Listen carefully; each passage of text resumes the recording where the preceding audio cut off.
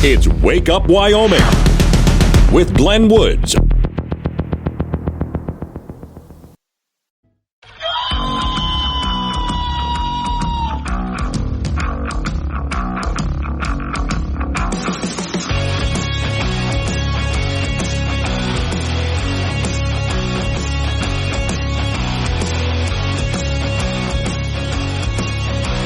.06 is the time. It's Wake Up Wyoming. It is a Monday, and I'm back. Yes, I had a great time. So we'll get into all of the news, although I got to tell you, I picked the perfect week off because while I was gone, not a whole lot happened in the news that was worth talking about, which was absolutely perfect. What did happen, well, we'll talk about it. Warning, this show contains reference to guns, liberty, limited government, low taxation, the cult of climate change, free thinking, cigar smoking, short people, rubber chickens, Karen's bureaucracy, liberal buzzwords, tour runs, traffic, toilets, terrible jokes, and more. No apologies will be issued. Guest callers may express any opinion they want without fear of being canceled.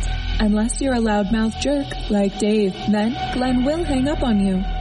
Strap in, hold on to your coffee, and feel free to participate. This disclaimer does not refer to every person named Dave, just one particular Dave from San Francisco. We know a lot of Daves. They call this show all the time, and they're great people. So don't call this program and complain that we use your name. That would be a real Dave move, Dave. Now, just one day of my vacation, people have been asking, so I'll answer the question right up front. I did go back to my hometowns of Sanibel and Captive Islands, and people want to know what it was like.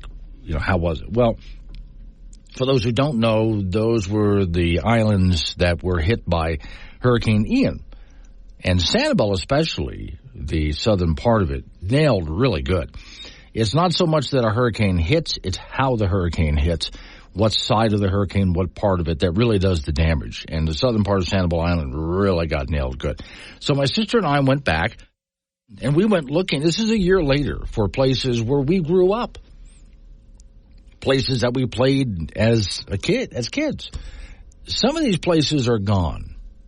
Like, for example, there was a place called the Blue Dolphin, which was cottages to rent right on the beach. And we used to go out to the beach and play there in the sand together. And the Blue Dolphin is completely gone. No evidence it was ever there. My mom managed, in part, Bailey's General Store, which is a pretty good-sized plaza, the only real store at the time on the island. And the first movie theater, which was just one movie at a time on the island, my brother ran the projectors when they first opened. So as a kid, I used to get to sit. He used to bring me to the movie theater, and I would get to sit on a stool looking at the movie from the projectionist point of view, watching my brother work as he switched the reels and so on between the two movies and so on. It was a lot of fun. That's right next to Bailey's. It doesn't exist anymore. It's gone. It's an empty lot. There's many places like that.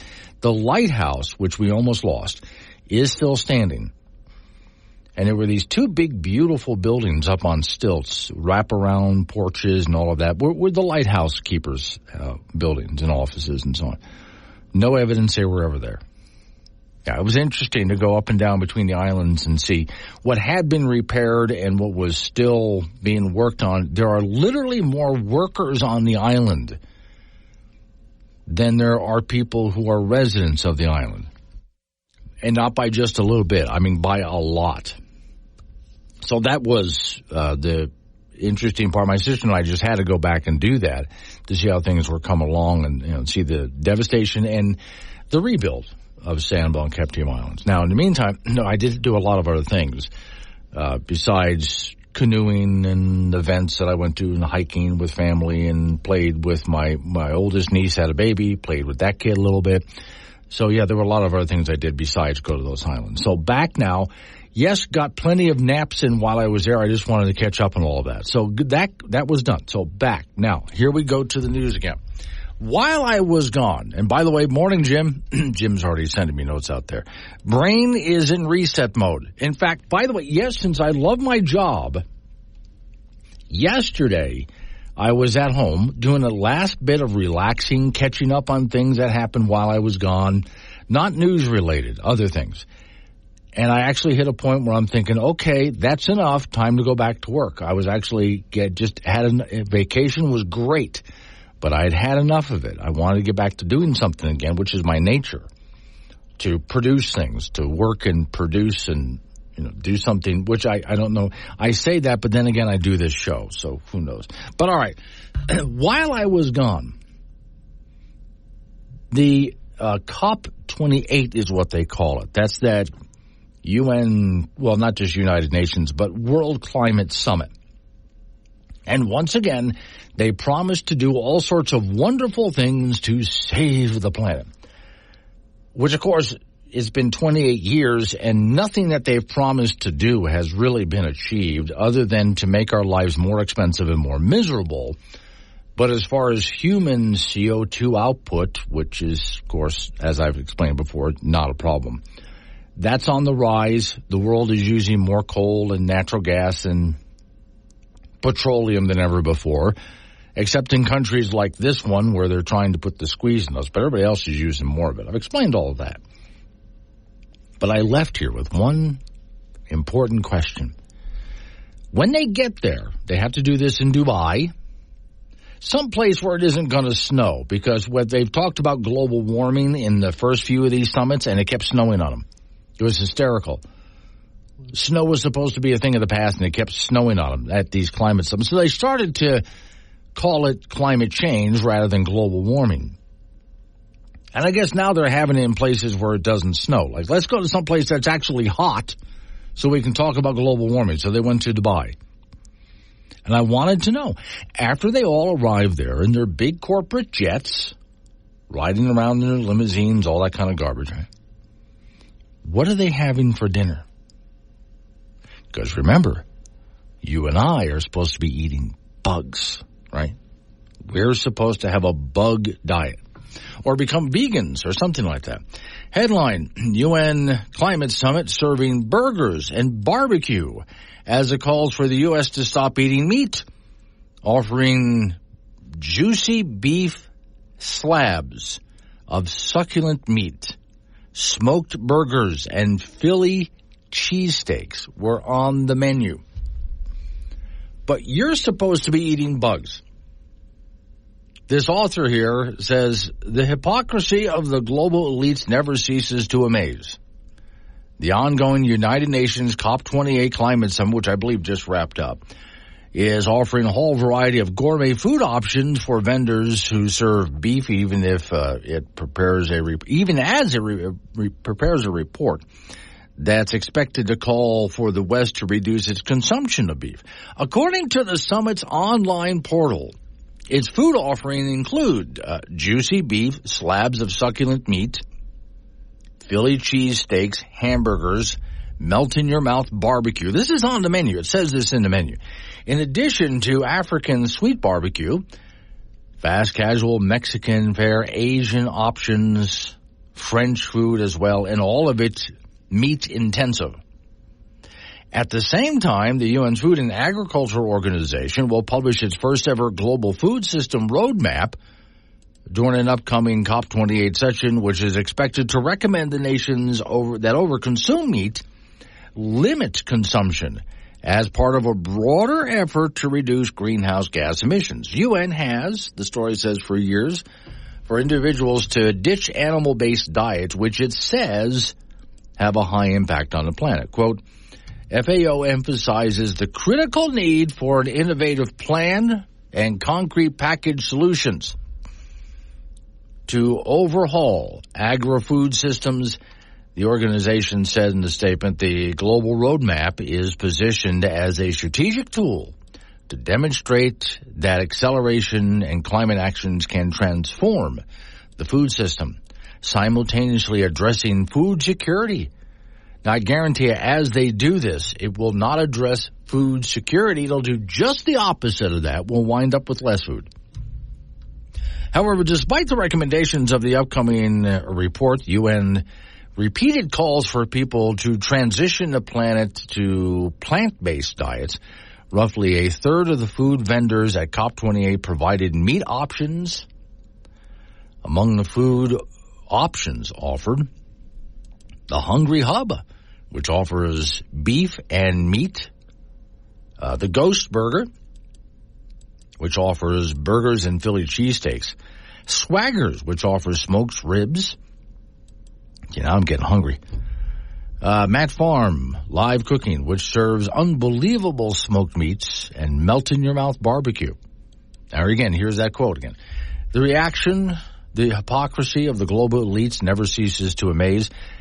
They're the same ones who want working people to swear off flying while they all travel there to the glitzy conference on private jets to push a radical agenda.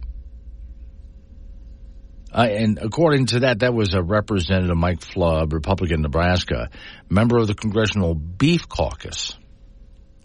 Quote, COP28 putting meat on the menu just proves that we need beef of all kinds to help feed the world. And, then he continues on with a statement there, but you get the idea. Meantime, I didn't see her anywhere at the summit, although she was around somewhere.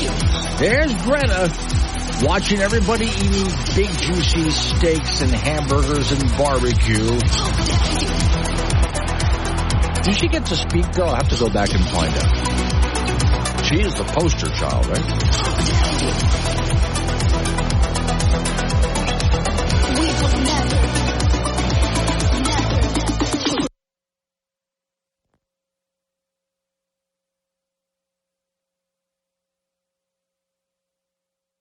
'If it matters in Wyoming, it matters to Wake Up Wyoming with Glenn Woods. Call Glenn at 888-97-WOODS and make your voice heard. AM 1030, K2 Radio.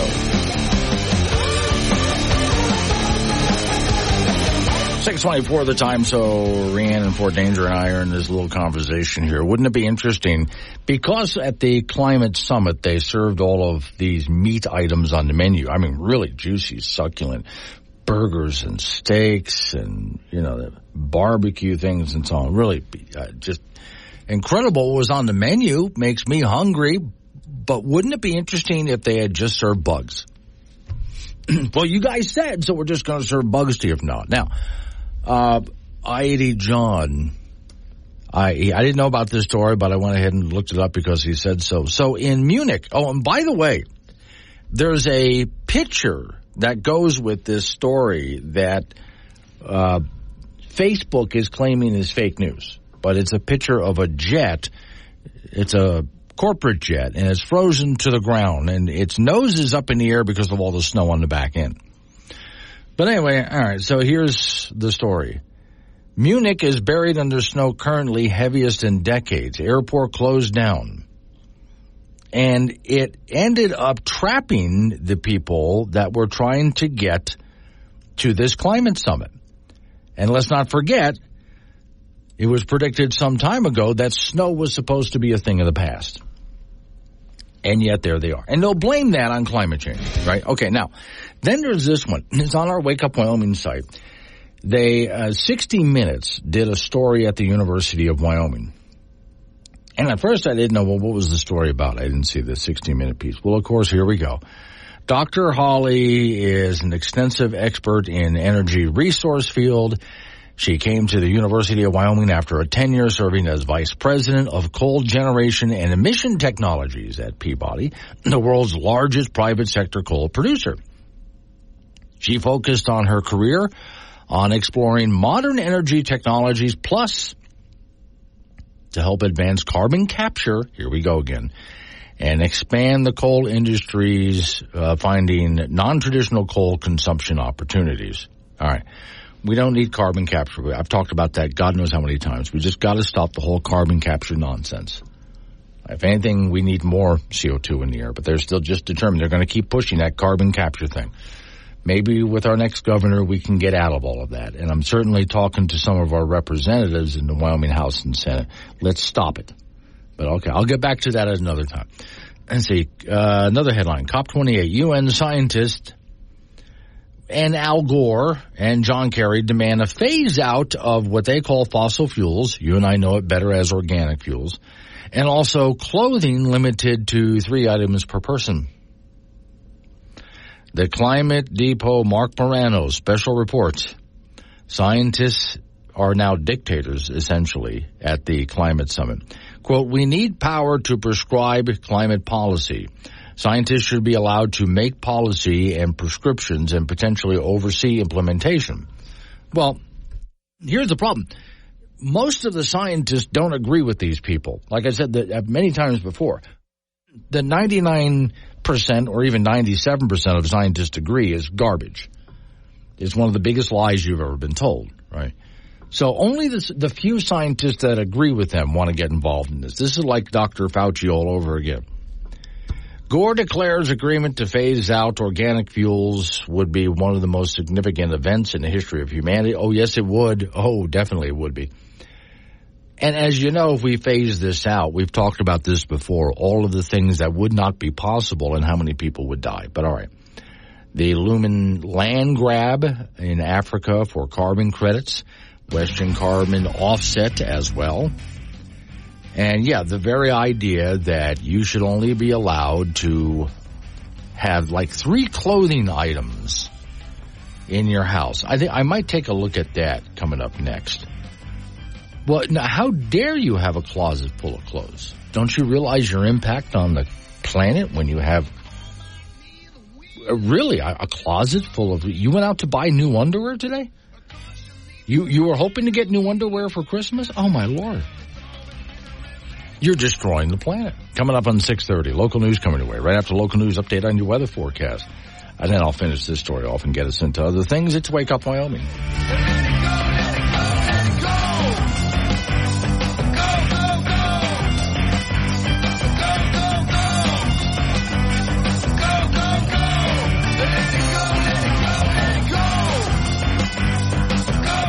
News and weather together at the top and bottom of every hour. This is Wake Up Wyoming with Glenn Woods on AM 1030 K2 Radio.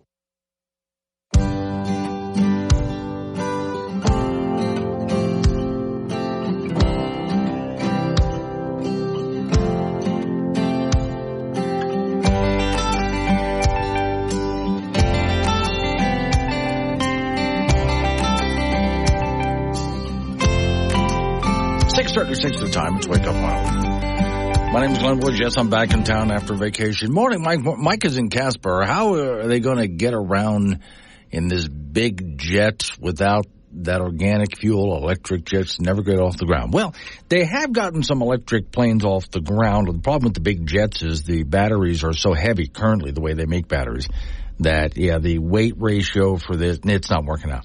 Unless you have some major changes in batteries, it's not going to work out. So, Jim and Glen Rock, my cotton clothes are carbon sequestration. Elites should celebrate.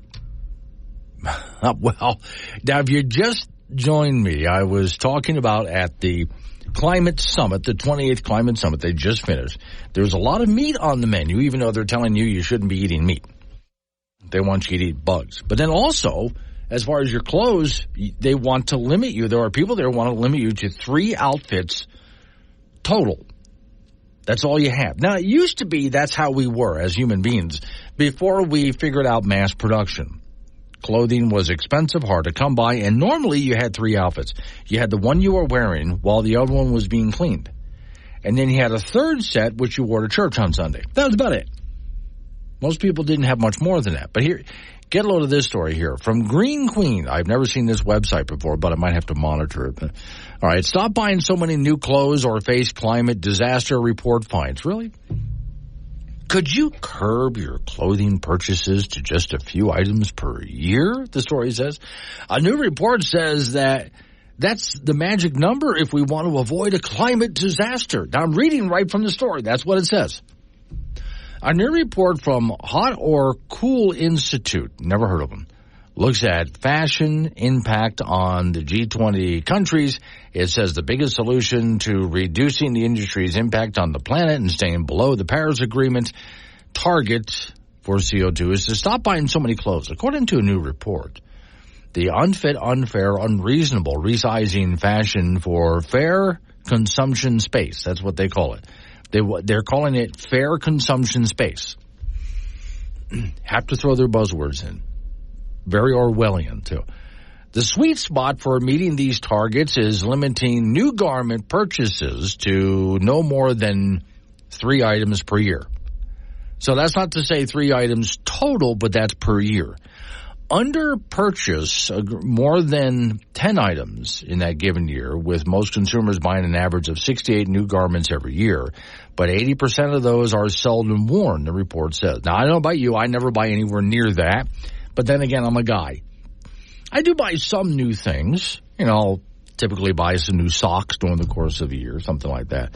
T-shirts wear out, but I don't buy that much. But all right. According to the report, the report says personal changes do play a role in the fight against climate change, and reducing new garment purchases is more than 4 times more effective than reducing the industry's carbon footprint in the next best solution to reusing garments. So, quote, the emotional aspects,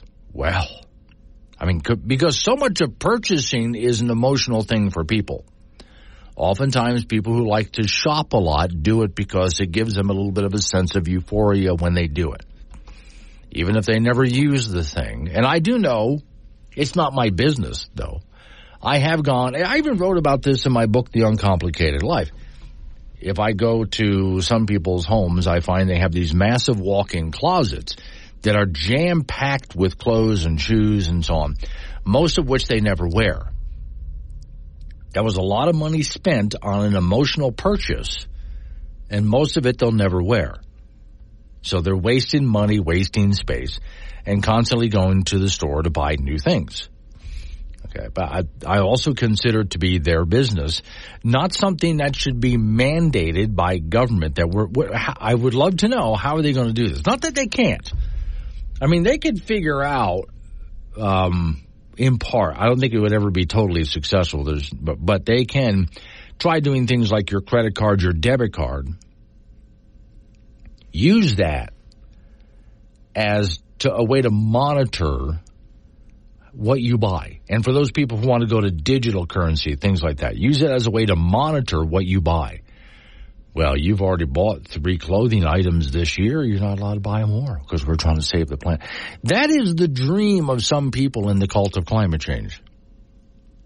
The story says upstream emissions are driving more than 80% of the fashion industry's carbon footprint. These occur in production phases, and it talks about materials and how clothes are made, basically. Emissions are lower on the other side of the garment life. The report says 10% of emissions occur during disposal. Okay. Here's where I can go back and just totally destroy this entire article. It's actually really easy to do. You see, CO2 is not a pollutant. So we don't need to do this. Let's Wake Up Wyoming. Wake Up Wyoming with Glenn Woods on K2 Radio. Got something to say? Chat him on the Wake Up Wyoming mobile app or call 888-97-WOODS. 6:48 is the time. It's Wake Up Wyoming. Off we go to the icebox where Frank Gambino is waiting by. Frank, you ever come back after vacation, sit down in front of the control console and worry that you forgot how to do it every single time? And, okay. It's just, you get to that point where, all right, I'm here. Yes. What happened? It comes back to you. It does, yeah. But not all at one time. No. I had to have a couple of cups of coffee. Yeah. Oh, I know where the buttons are. Yeah. Okay, yeah, it seems a little odd there. Okay, so while I was gone, apparently some bighorn sheep got stuck on the roof of a Colorado home. How did they get up there? Yeah, that's what I want to know. See, Boulder, Colorado, not really. A bighorn on the roof? There. Yeah. So is the snowdrift that tall? Or somehow. Can they fly? Yeah, they say the ram somehow found its way up on the roof, I do know this. These things are fantastic climbers. Oh, of course, yeah, they can go straight up, yeah. Yeah. So if there was something along the house that this sucker looked at and thought, oh, yeah, I see my pathway up, you and I wouldn't be able to climb it, even though we have opposable thumbs and all of that. But if there was some way for this sucker to figure it out. So people get home and they look up there and go, what the hell are you doing up there? So you get down from there. Yeah, then you got to find a way to get it down. Yeah. Well, now, how exactly do you do that? Food? Okay. Here's a little treat for you. Yes, okay. So let me see. How do they get it? Here's a picture of the thing. Wow, it's way up there. This is not some average house. This is like a 2-story house? Yeah, big sucker, way up there. Because I'm looking from the porch up to Wow. Okay. So, but once it got up there, though, it couldn't figure out how to get back down. They'll jump like you see those pictures or something. Okay. Food will get them down. Do you think so? Okay. I would hope so. Okay. He's not staying up there another day. Because calling the fire department in this case is not going to work. It's not like a kitten. No. They say, can game and fish or fish and game wildlife show up and get a helicopter to get now, these things this out? is going to inspire me now to do a little bit of research because I have found in the past stories about someone comes home and their sheep got up on the roof, just regular sheep, or you've seen the dog on the roof and you wonder how did the dog get up there, and the cat, of course, got on the roof. What other animals got up there and got stuck up there? Now, as a kid, when my parents weren't home, depending on where we lived, I climbed up on the roof all the time. Oh, well, I did too. Yeah. And I probably got off the roof the same way I got on. Exactly. I always had out the window. Well, yeah. See, I always had an exit strategy. Before I climbed, I thought, and once I get up there, what's my way down? Yeah. And I always found a way to get down off of the roof. Now, I can go ahead and talk about this now because my parents are dead.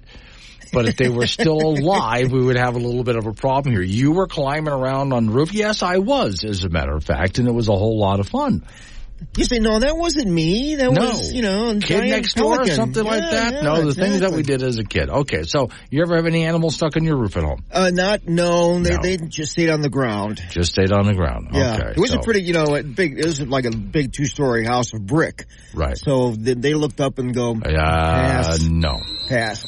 3 rounds in the books of the National Finals Rodeo in Las Vegas. Buffalo's Cole Reiner made another visit to the pay window as he finished second in last night's round of the bareback with an 87.5. That earned him $21,296. And then back on Saturday, he took second in the round with an 86.5, and that was worth over $24,000. So right now, Reiner is first in the average and 7th in the world standings. In the Saddle Bronc, Hillsdale, Wyoming native Brody Kress out of the money last night with an 85, but he's third in the average thanks to a second place finish in the second round on Saturday. Also in the Saddle Bronc, Tanner Butner from Daniel, Wyoming, out of the money with a 79 last night, but he is 6th in the average thanks to a first place effort in the opening round. The NFR continues tonight from the Thomas and Mack Center in Las Vegas. Women's college basketball at the Division I level, the Wyoming Cowgirls lost at home to number 21 Creighton 73-61 to drop to 4-4 on the year. Douglas High School grad Allison Fertig had a great game for the Cowgirls with a career high 30 points on 13 of 19 from the field. On the flip side, the Cowgirls were just 4 of 22 from the 3-point line. Creighton 7-1 on the year, and UW will have a week off. They'll play Montana State on Sunday. Wyoming Cowboy basketball team rallied to beat Stephen F. Austin on Saturday in Laramie 78-70 to get to 6-3 on the year. Pokes were down 10 in the second half and then came to life as Sam Griffith had 23 points to lead the way, and Aquale Cott had 19 points. On the flip side, the Cowboys had 20 turnovers, and that is way, way too much. They'll be at home on Saturday to meet Weber State. National Football League, the Denver Broncos beat the Los Angeles Chargers yesterday 24-7, so they're 7-6 on the year after a brutal start to the season. Quarterback Russell Wilson threw for 224 yards and 2 touchdowns. On the flip side, Charger quarterback Justin Herbert broke his finger in the first half. Denver's won 6 of 7. They're right back in the playoff chase, and they'll be at Detroit on Saturday night. High school wrestling season kicked off over the weekend statewide. The big Charlie Lake tournament was held in Cheyenne over the weekend. On the boys' side, Cheyenne East had 3 individual champions. Kozak Porter at 132, Liam Fox at 157, Charlie Green at 285, Casper Kelly Walsh with an individual champion, and William Alt at 150. KW won the girls' team championship in this tournament as Michelle Hemman finished second at 100 pounds and Isabel Baldowning second at 140. That's it in sports. So that game you were talking about with UW, I'm assuming that's the bowl game? No. That's later this month. That later this month. They're back in the Arizona Bowl. They're in the Arizona Bowl. Yes. Okay. So then at future times we'll have to talk about how they're going to do. But okay. The Arizona Bowl, yes. All right. Thank you, Frank. It's Wake Up Love.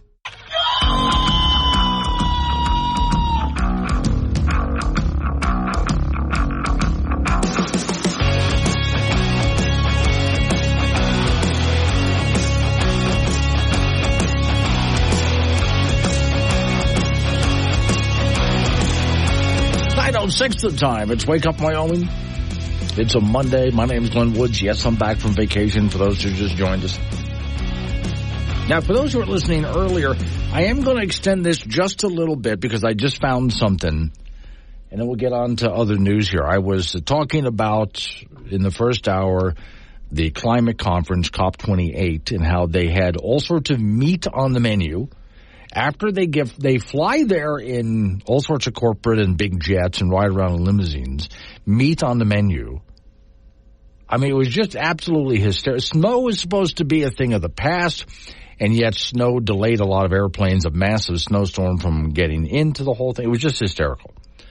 So I went through a lot of the details of that last hour, and I was about to move on, but hold on. I accidentally found a website that I didn't know existed. So I added this. Now, my files that I have here, I have all these files. When I open up my browser, there's all these files of different topics. There's news, opinion, there's a Wyoming file, Town Square Media file, an edit file, which I do all sorts of audio, video editing, stuff like that, and even website editing, social media file, on it goes, right? Okay, so as I'm looking at these files, I look at, one of them under news is the climate change file, where I go saving information from different sites. Climate Depot is one of them. And another one, weird name, what's up with that? But these are websites that listen to the scientists who do not agree that human beings are causing a climate crisis. And by the way, that would be the majority of scientists. 97% of scientists do not believe that humans are causing a climate catastrophe. So I actually have websites where I can go search information on what scientists are actually saying. Forget what the news media says, forget what the politicians say or what the celebrities say.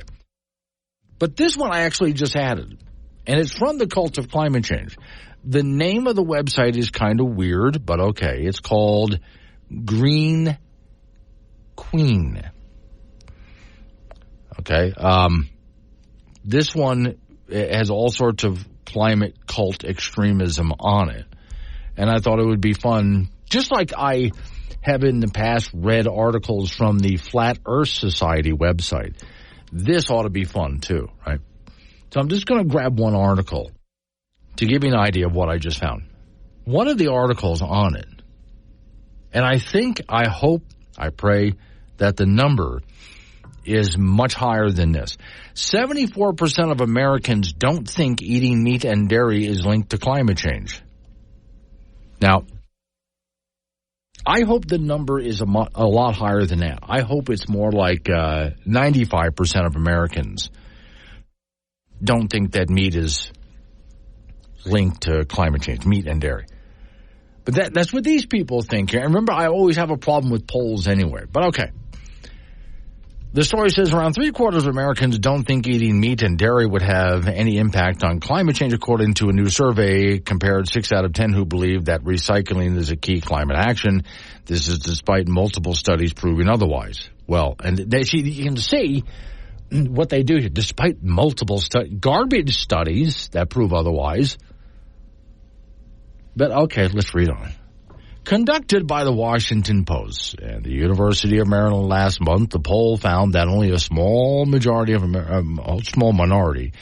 of Americans believe their individual actions reduce their impact on climate change, with most highly uninformed about which actions are most impactful. So, according to this, most people don't think that their individual actions, this is key, I do think here though, that most people don't think their individual actions really affect the climate all that much. Now, of course, individually means nothing, but as a whole, would we have an impact, right?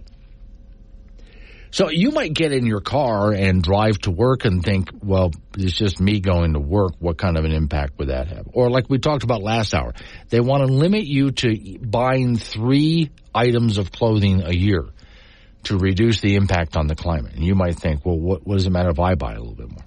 Which makes me wonder then, do some people who are members of the cult of climate change drive around in big vehicles because they think, well, I don't, and live in big houses because they think, well, I mean, I don't really have that much of an impact.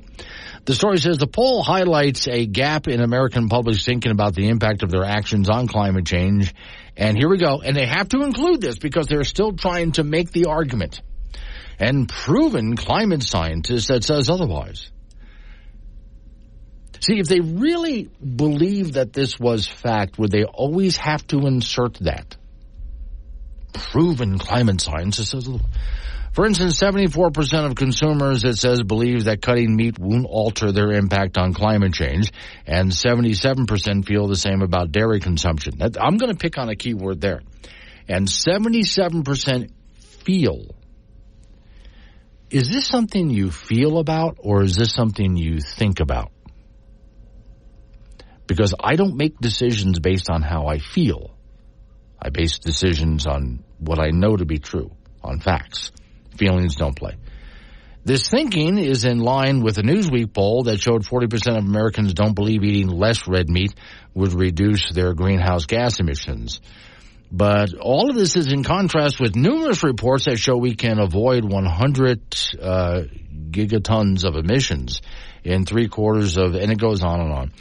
And it also talks about becoming a vegan and things. But this is the kind of website that this is. All right. And once again, I can go ahead and defeat this entire article with, they keep talking about studies and facts. Here's some studies and facts. CO2 is not a pollutant. It's good for the planet. We could use more of it in the air right about now. And there are multiple studies that show that. Okay, so I can get there. That just defeats the whole thing right there. Also, when we do polls and surveys, so many of them are wrong for so many different reasons. But okay. Americans, the story says, are misguided in what they think individuals can do to fight climate change. How much do you think each of the following actions would reduce someone's impact on the climate? Installing solar panels, recycling, driving an electric car, taking fewer plane trips, using a heat pump system instead of for heating and AC, installing an electric stove instead of a gas stove, living in a smaller house or apartment, not eating meat, driving slower, not eating dairy.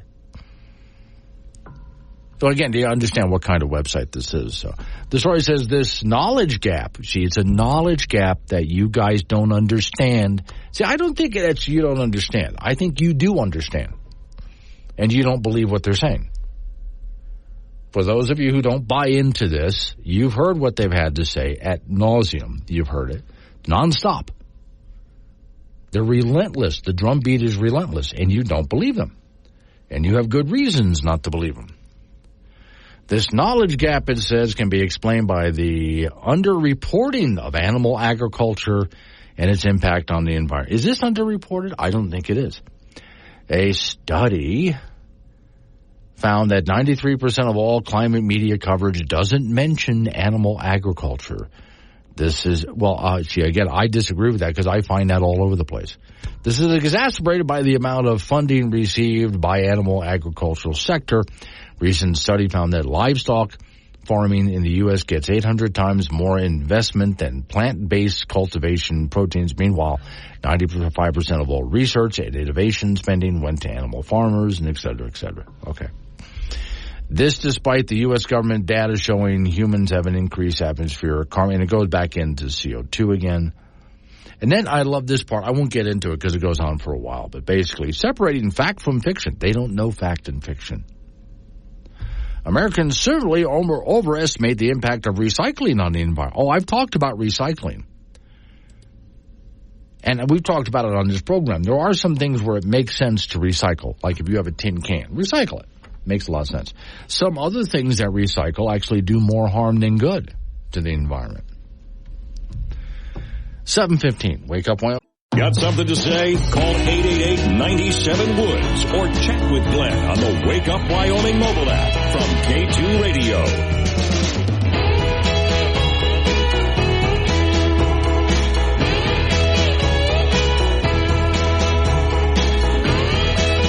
One's the time. It's Wake Up Wyoming. I am looking at a book, and I have to thank him for this. I'll do a write-up on this this week at some point. Camp Douglas, Leanne Sybecken, I think is how you pronounce her name, an author here in Wyoming, and she writes Wyoming's World War II Prisoner of War Base Camp, which was in the Douglas, Wyoming area. Prisoner labor saved crop harvest this year. It's one of the newspaper clippings out of it. But she goes through, it's a really interesting book. Now, this press is actually a press out of here in Wyoming, and I think the manager of that is in Glendale, Wyoming. But okay, it's High Plains Press that puts this out. And they were good enough to send me a book. Nice looking cover on this thing too. But the book Camp Douglas, again, I'll do a write-up and get it up on this week for you, but that's worth looking up online from High Plains Press. It just goes through all the details, including a lot of pictures in this thing too, but also the story of a prisoner of war camp that was in Douglas, Wyoming. I just think it's really, I haven't got a chance to even begin to really read this, but I will and get back to you on it. Okay, so from a website, this is a good news website. They're not really well known, but it's a good news website. It's called the Center Square. Headline, EPA's new methane rules and heavy-handed federal layer for Wyoming businesses, Governor Gordon says. So, Gordon Center Square, Governor Gordon of Wyoming took aim this week at new federal methane regulations he argues would hurt purchasers and consumers in the state. Now, at the same time, I'd like to say, hey, while you're at it, Governor Gordon, the whole carbon sequestration scam does the same thing. It's already raising our energy rates for no good reason. Biden administration, story says, released a new methane rule during COP28. That, again, would be that meeting of world leaders to try to fight climate change. And the U.S. Environmental Protection Agency says the new regulations will sharply reduce emissions of methane and other harmful air pollutants from oil and natural gas operations, including, for the first time, existing sources nationwide. So Gordon criticized the agency for its lack of communication with state agencies. Here's what the governor said. From the outset of the proposed rule, again, it's a rule, so it's nothing that was passed by Congress, but it's still going to be treated as a law. The Environmental Protection Agency did little meaningfully to consult with state environmental agencies who actually regulate oil and gas. The governor said, ideally, the states with an air of primacy, like Wyoming, are active participants in rulemaking. That's more than just providing a few comments that we're going to do this. So groups like the Environmental Defense Fund applauded the Biden administration for finalizing tougher, cleaner air standards. By the way, the Environmental Defense Fund, they're pretty much just a bunch of lawyers that sue over every little thing to make a ton of money for themselves. And the money comes from you, the taxpayers, by the way, to pay for all these lawyers who charge a lot of money. And so, let's see, the productive limits on methane pollution, they say, both existing and oil and gas sources, would cut down on climate-damaging methane. Quote, as the world gathers to tackle a climate crisis, we're not in a climate crisis. The UN now has the most protective methane pollution limits on the books. EPA's limits on oil and gas and methane pollution are a vital win for the climate, public health, dramatically reducing warming and pollution and et cetera, et cetera. You get the idea. So pointing to other countries' views on methane is a concern, they said. The EPA shows tremendous leadership, blah, blah, blah. Gordon, on the other hand, Governor Gordon argues it will do more harm than good. He said a majority of Wyoming oil and gas producers are not multinational corporations and work closely with regulators to produce oil and gas while controlling emissions. In the rule, the EPA adds a heavy-handed federal layer of environmental benefits and compared to cost increases. This is going to end up costing you quite a bit more, by the way. As they do this, the price of your energy once again will have to go up. It will have to. Story says, overall, Gordon said methane emissions in his states are low, and companies continue to find ways to reduce that. Quote, Wyoming, in fact, preceded the federal government in regulations on oil and gas emissions by nearly 3 decades. The additions cost of implementation will be passed on to consumers. Once again, I have to say, as the governor says this, and he's correct in saying, we do this, you're going to end up paying more for this stuff, for your energy. Whatever energy we're talking about, you're going to pay more for this. But at the same time, hey, Governor, carbon sequestration is already costing consumers, and not just consumers in Wyoming, more. to do something that we don't need to be doing. Western Energy Alliance, which is headquartered in Colorado, is also concerned about the regulations, the energy industry, it says. The administration should be touting the fact that the U.S. leads the world in reducing greenhouse gas emissions. This is something that I really wish they would quit doing, by the way. I oftentimes find conservatives saying, well, we're reducing greenhouse gas emissions. But don't treat this in that way, because what you're doing is giving credibility to their false argument. So don't ever do that. But all right, backing up again. Quote, the oil and gas industries has a 4-decade record of success in reducing methane emissions since 2005. They added that natural gas achieves about a 58% power security emission reductions compared to only 42% for wind and solar energy. I'm glad they tossed that in there, too. So, okay. Jason from Douglas, good morning. Love the program. Have to listen online last couple of days. The radio station, Converse County, has a lot of static. Oh, okay. I'll find out why. Well, are you talking about your radio station in Converse County or the radio station that you're listening to this program on? Because if it's the radio station listening to this program on, I can go talk to the engineer and they can go ahead and have a look at that. But if it's your Converse County or some other radio station, then well, just stick with us. I mean, it's a whole lot better over here. Plus, you get to comment like you're doing. He's talking to me by using the Wake Up Wyoming app. You download it for free, and then while you're on the app, you hit the chat mode, and you can send me text messages, and I go ahead and answer on the air and off the air as well. So, okay.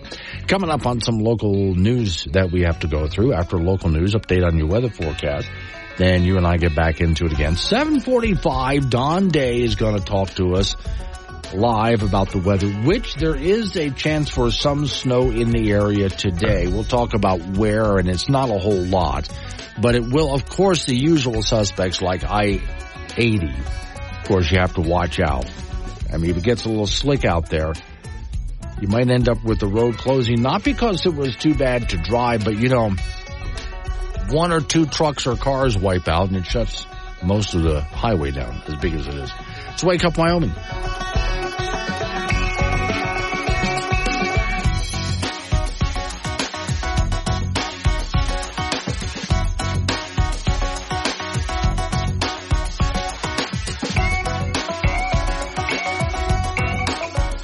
3rd. And we're back. Sorry, we were busy tricking pescatarians into eating Rocky Mountain oysters. Wake Up Wyoming with Glenn Woods.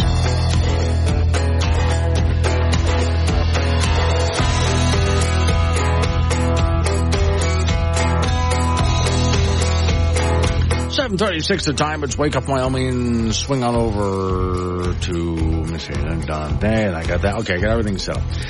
Don Day will be on 7:45. Talk about weather forecast. A little bit of a change up in your weather, but overall not that bad weather-wise. Just a little bit of a change up in your forecast. We'll get, again, 7:45 is on with me live. Let's go to California real quick here.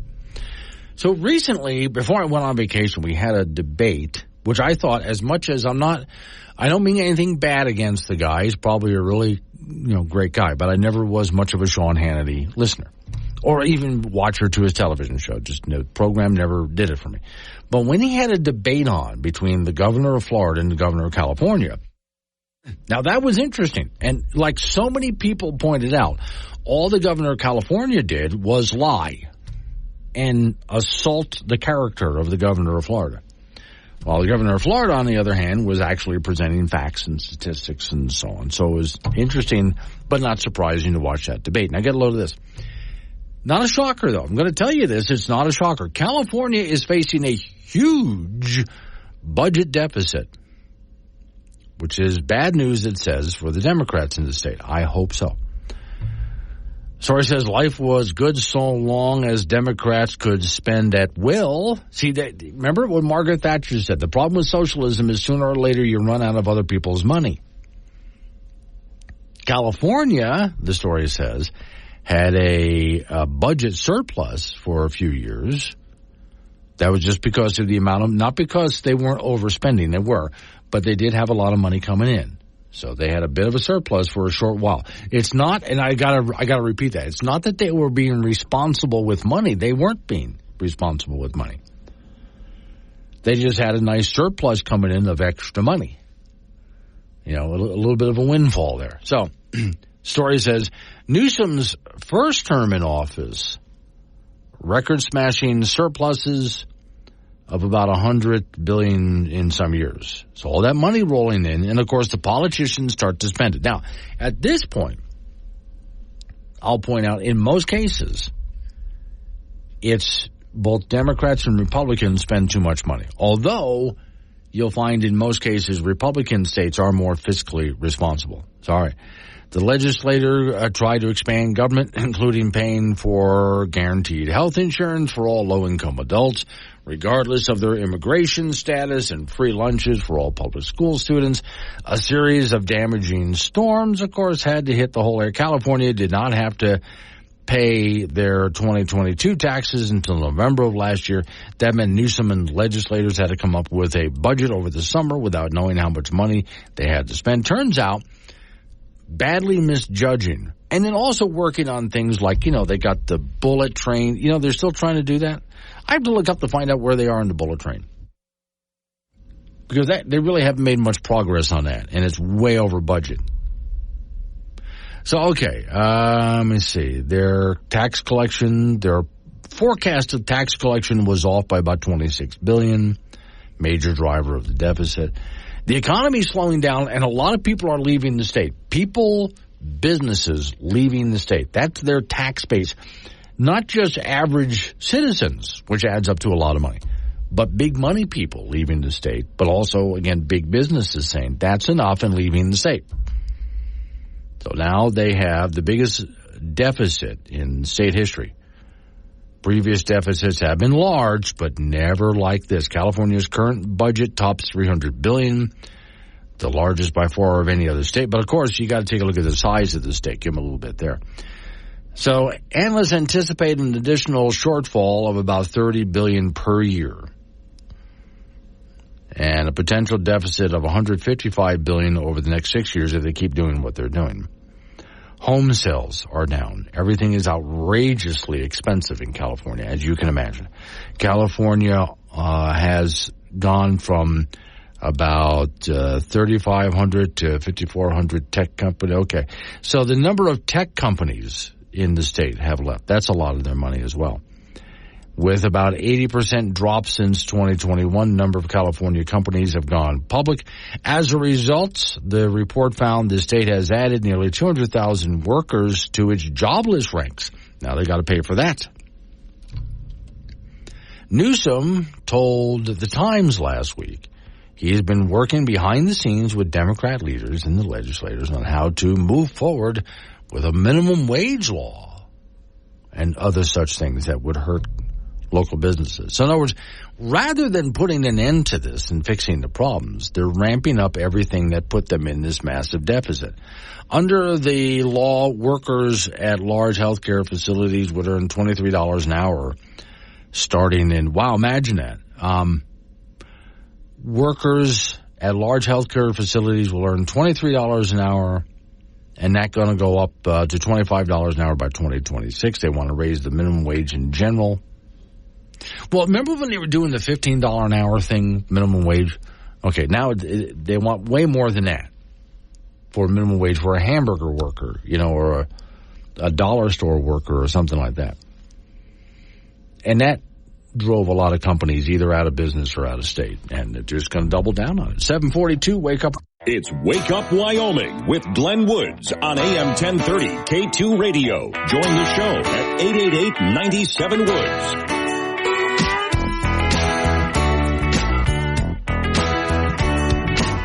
7:45 is the time. It's Wake Up Wyoming. Back we go to Don Day to talk about the weather, which shows, Don, just a little bit of change up. And I noticed that the coming snow happens to be exactly over the highway that gives us the most trouble.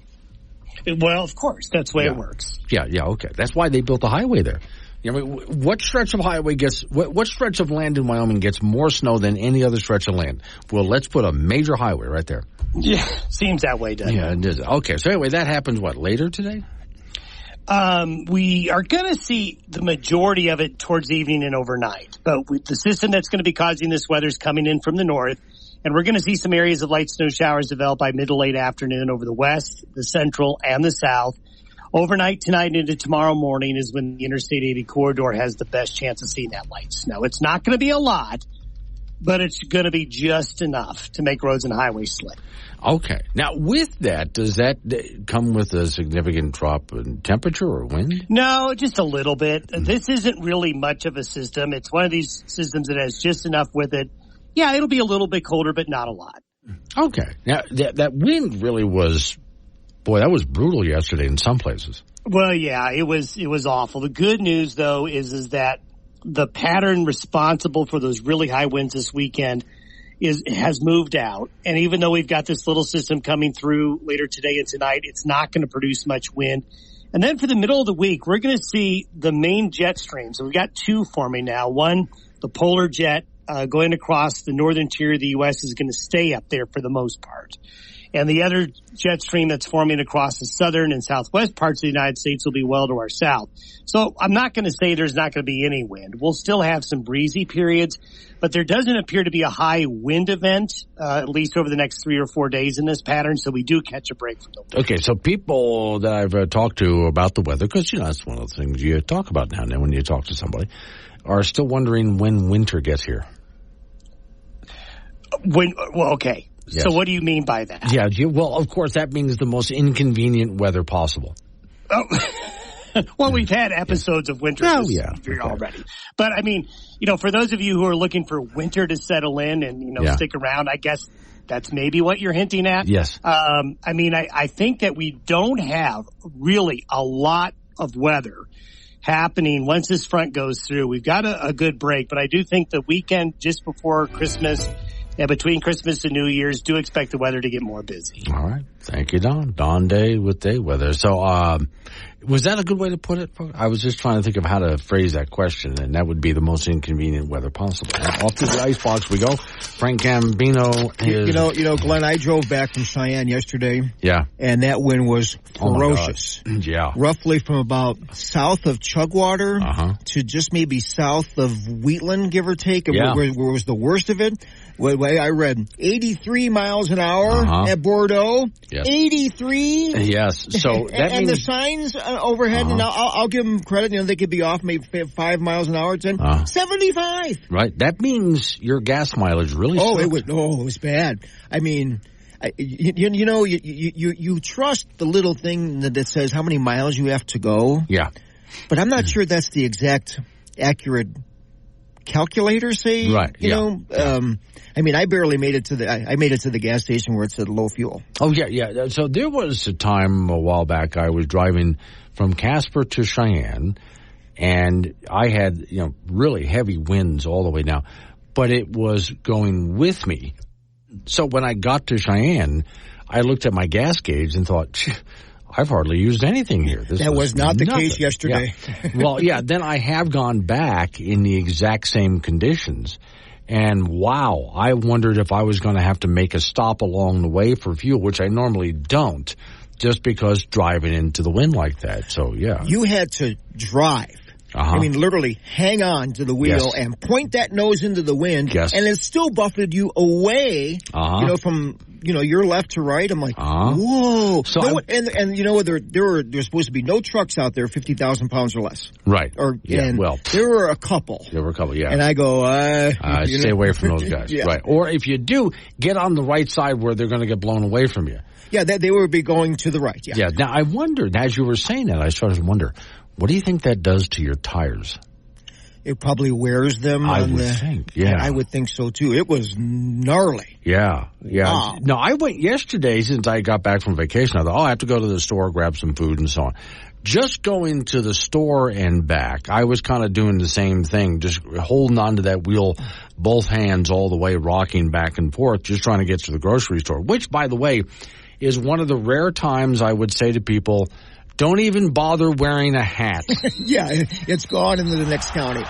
3 rounds in the books for the National Finals Rodeo in Las Vegas. Buffalo's Cole Reiner made a visit to the pay window. He finished second in last night's round of the bareback with an 87.5. That earned him just over $21,000. And then back on Saturday, Reiner took second in the round with an 86.5, and he got over $24,000 for that. So right now he is first in the average and 7th in the world standings.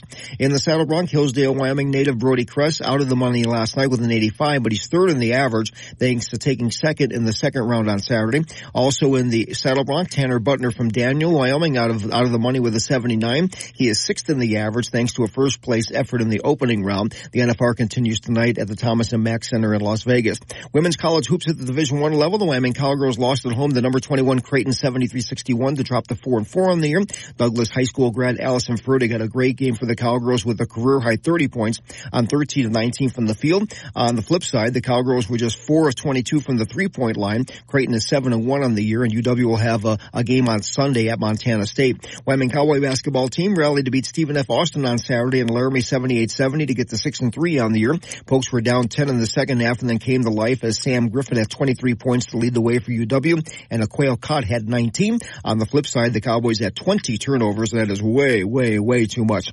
They'll be at home on Saturday to meet Weber State. In the National Football League, the Denver Broncos beat the Los Angeles Chargers 24-7. They're 7-6 now after a brutal start to the season. Quarterback Russell Wilson threw for 224 yards and 2 touchdowns. On the flip side, Charger quarterback Justin Herbert broke his finger in the first half. Denver has won 6 of 7 to get back in the playoff chase. They'll be at Detroit on Saturday. The high school wrestling season kicked off over the weekend statewide. The big Charlie Lake tournament was held in Cheyenne over the weekend. On the boys' side, Cheyenne East had 3 individual champions. Cozad Porter at 132, Liam Fox at 157, Charlie Green at 285, Casper Kelly Walsh with an individual champion, and William Alt at 150. KW won the girls team championship as Michelle Hemman finished second at 100 pounds and Isabel Muldowney second at 140 pounds. And that's in sports. Okay, so UW bowl game. Okay, here they go. We're going to play on the December the 30th against Toledo at the Arizona Bowl in Tucson. In conjunction with that, head coach Craig Bohl announced his retirement. Okay. So if there should be no lack of motivation for this game for Wyoming. Send that guy out on a high note after 10 years in Wyoming. Okay. That's the end of it. Then the next question has to be, well, who's going to step into his position? They hired the defensive coordinator, Jay Sauvel. So they said, Craig says goodbye, and they say, Jay, you take over. And what do you think about Jay? He's the defensive coordinator, and their defense has been really, really good. Okay. So good step up. Yeah, I think it's the perfect move at the perfect time. And for the bowl game, have they played this team in a bowl game before? The last time they played in Toledo was back in 2010, but not in a bowl game. Okay. So I'll have to ask you later, do they got this or not? This should be a really good game. Yeah, all right. Coming up on some local business we have to take care of. Going to roll into news time after that. Got a guest in the beginning of the hour. Then it's you and me and open phones. It's Wake Up Wyoming.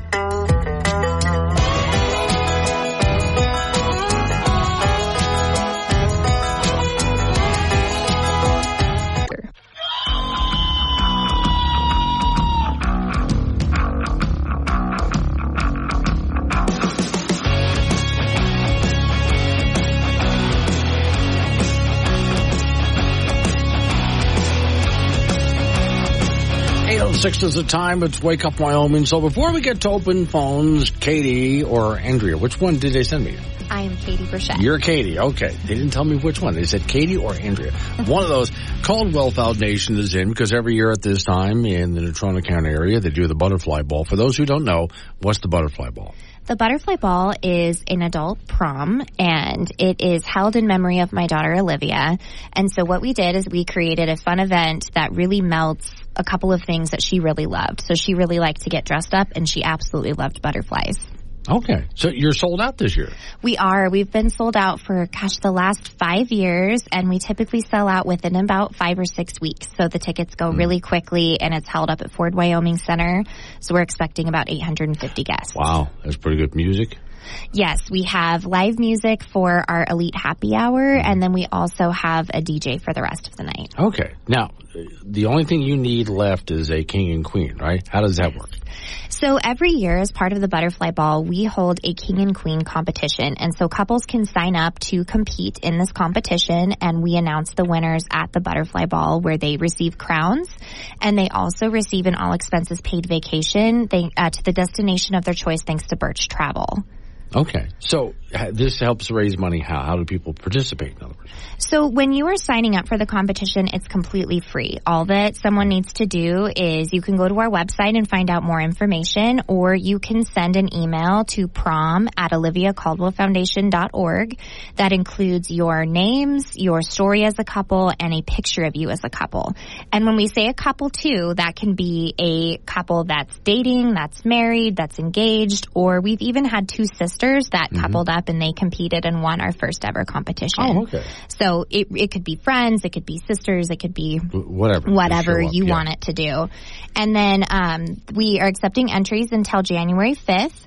And then once voting kicks off on January 8th, you are basically raising money for votes. So $1 is equal to one vote, and the couple with the most votes then is able to win the competition. So it starts off typically with 15 to 20 couples that are competing, and then they're trying to get into the final four, which happens about 10 days into the competition. And then for the final 10 days, it's just that final four couples that are out there competing. Okay, so how do people participate?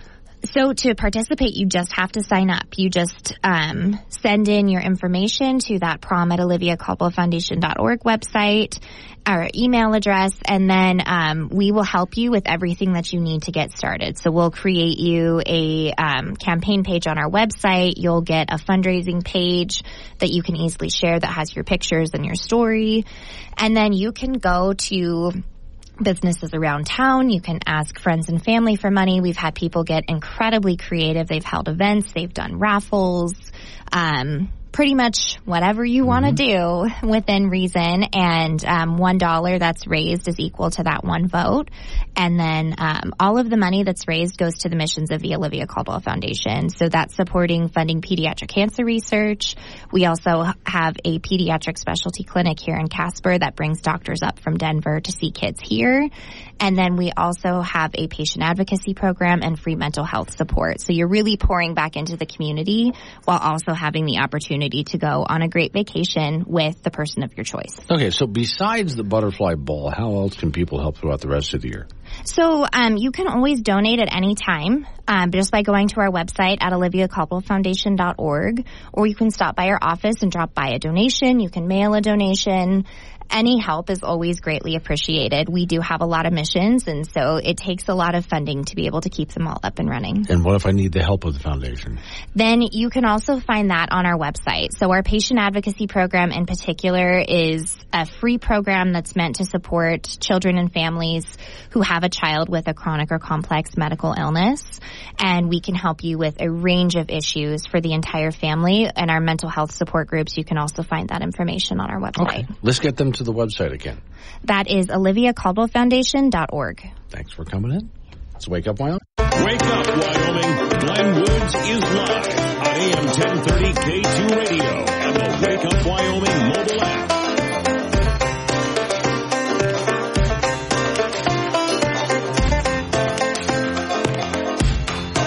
8:15 is the time. It's Wake Up Wyoming. We'll get to open phones in just a minute, which is, by the way, 888-97-WOODS. That's 888-97-WOODS. So thanks for sending me this. Steve sent me on the Wake Up Wyoming app. You can send me a lot of things on the app. It's really easy to do. Some people look at me and go, I'm not tech savvy. I don't know how to do the app. You pick up your mobile device, your phone. You swipe over. There's a thing that looks like a letter A. That's your app store. You touch it. And it'll ask you what you're looking for. You type in Wake Up Wyoming. Right. And you'll see the Wake Up Wyoming logo pop up. There you go. Then you just touch to download. And it does it for you. You don't have to do anything. Just touch it, it downloads. When you open the app, there's all sorts of options and they're all free. And one of them is you'll see chat. And if you hit the chat option, you can send me notes. And here Steve is sending me a cartoon. And the reason I'm bringing this up, Steve, is because I experienced this. I was on vacation last week. I come back, and I leave Tampa, and I fly to Denver. And then from Denver, I'm going to fly home here in Wyoming, right? So I'm in the Denver airport. I have just, wait, back up. I did that wrong. Not like it matters. I had arrived at the Tampa airport. Ah, got it. Okay.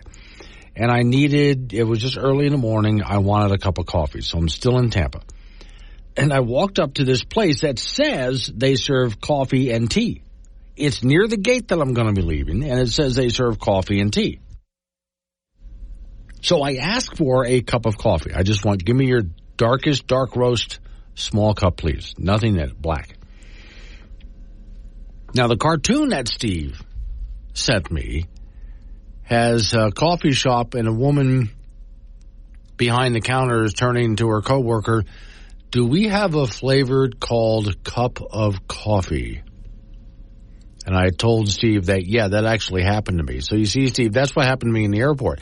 I asked the lady, the shop said right there on the sign in the airport, it says coffee and tea. And so I just want a cup of black coffee. Well, we do have this little thing that we can do for you where you can put a couple of shots of espresso in it, and then we do this and that and the other thing to it. No, I want a cup of coffee. Well, we do have, and she explained something else. Okay, here's the deal, folks. I'm a coffee snob, I admit it. I like a good coffee, really good coffee. Okay, roasted just the right way. One of my favorites, and there's several good companies in Wyoming that do that. One of them, I like the Snowy Oak Coffee. They're out of Cheyenne, Wyoming. They're really good. But there's a lot of good coffee roast. Arbuckles is really good. If you go to Chugwater, Wyoming, they're at the Tri-County Mercantile is one of the places they sell Arbuckles. Very good coffee. It's regional. So I'm a snob that way, but I just like black coffee. I don't want anything in it either. Just straight black coffee. When you go get some mocha choco latte thing, and they have all sorts of foamed milk and chocolates and yada, yada, yada in there, and then they put a shot of espresso, that's not coffee. That's basically a milkshake with a shot of coffee in it. That's not what a coffee is. So I finally just said, never mind, thank you, and I turned and walked away from the gate where I was supposed to be boarding and turned the corner and went, oh, okay, and I know some of you will kind of cringe at this, but, I mean, it's okay for me.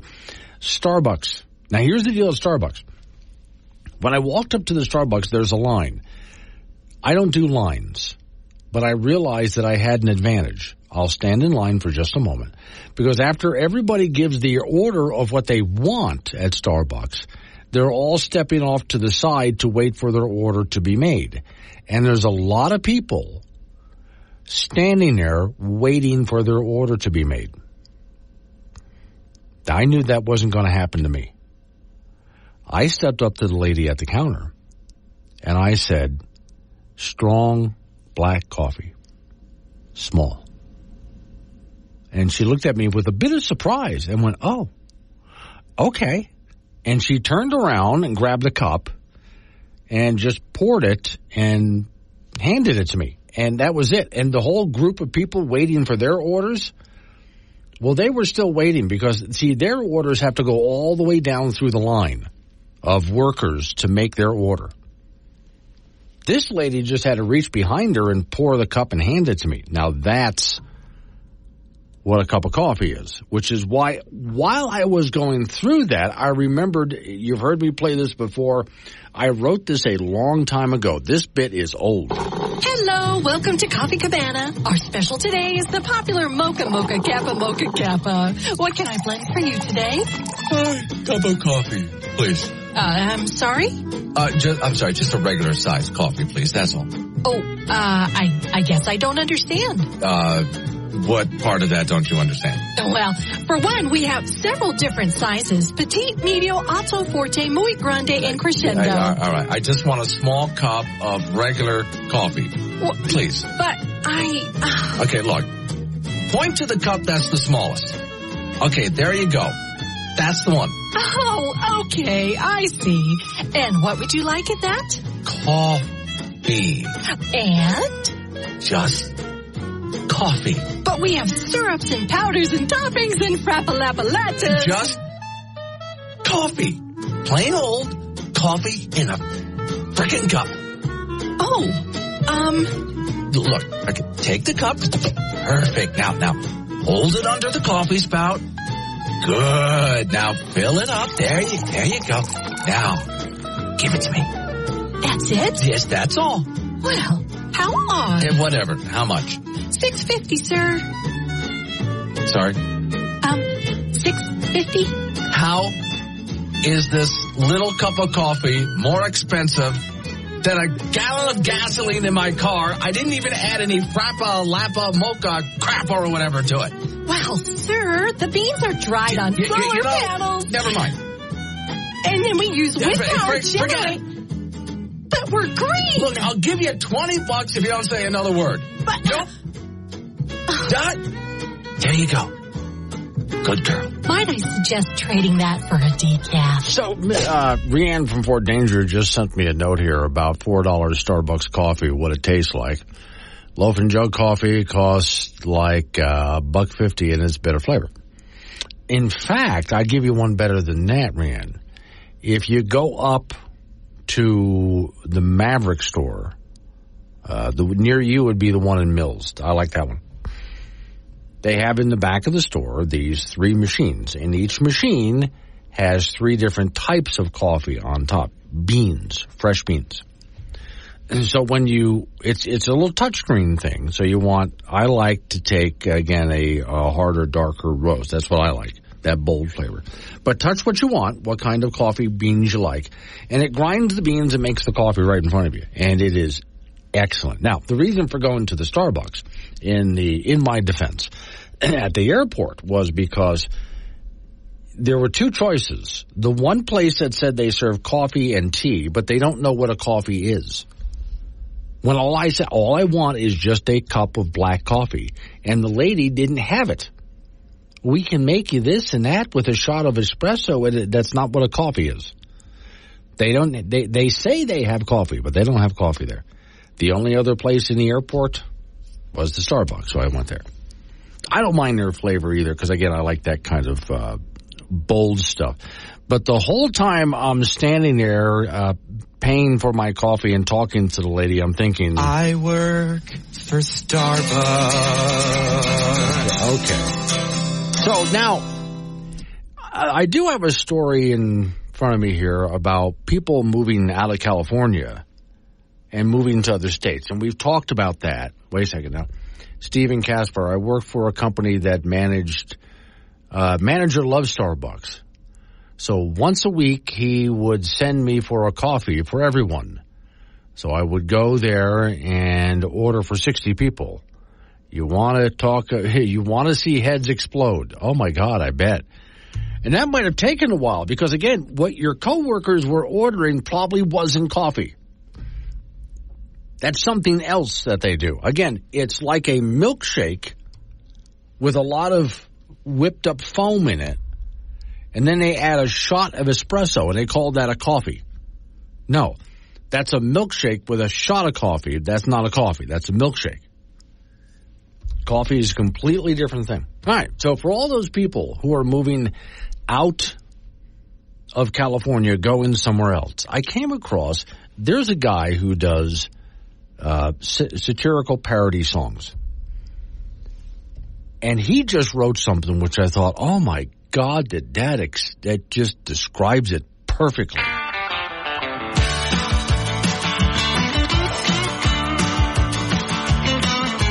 Shopping for detergent, but it's all locked up. The tax man and a guy in the alley want to take my stuff. Can I keep half? Yeah. No. Finally get to my door, and I see Rob. That's the moment I discover that I stepped in a human line. And that's why I'm moving to South Dakota, to a freer place that doesn't only view me as a ticket quota. I'm scraping human feces out the treads of my loafer. If I live down in Sarasota or South Dakota, you need a thinner stick. Thank you, Rob. I live in a box. It costs $3,000 a month, with bars on the window so that people do not steal my stuff. The schools are My kid can't read.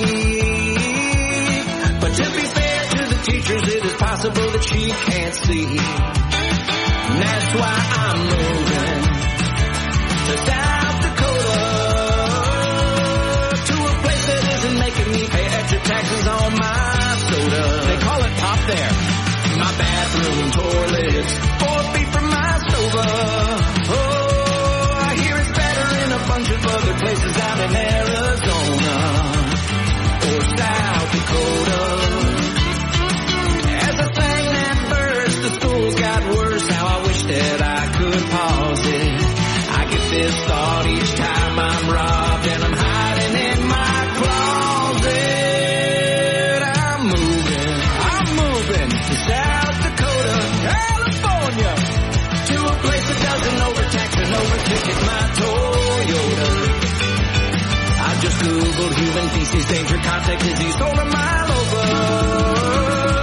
It's times like these that have folks finding freer places they can go to, like South Dakota or Sarasota. If you want to look him up, he's got a great bunch of parody bits. His name is Remy. He goes by that on YouTube, just under the name of Remy, and writes all sorts of stuff like that, which I play from time to time on the air. Okay, so get into the next segment. We got some news coming up in just a moment from now. Get into that, and then it's open phones from there on out. I have a nice long segment before we get to Frank with sports, so you'll be able to call in. 888-97-WOODS, the phone number. That's 888-97-WOODS. Or you can do what so many other people do, because I respond to it during the course of the entire program. People using the Wake Up Wyoming app and hitting the chat option on the app, which is free, and sending me notes, and then I respond to that when I'm on the air. Either way, it's a chance for a conversation not just between me and you, but the rest of the entire, not just state, but the region as well. So 888-97-WOODS, the phone number. That's 888-97-WOODS. Local news is coming your way right after a local news update on your weather forecast. Then there's that open phones. Wake Up Wyoming.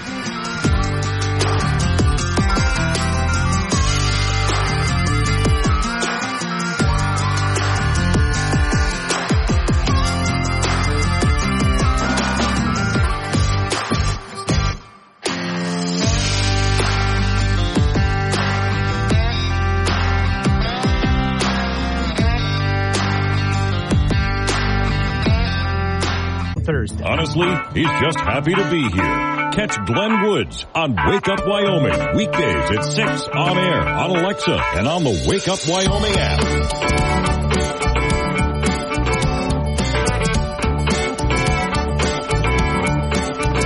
8:36 the time. It's Wake Up Wyoming. My name is Glenn Woods. Thanks for joining me. Okay, I do this every single day. At some point, it is the most dangerous time in radio history, especially on this program.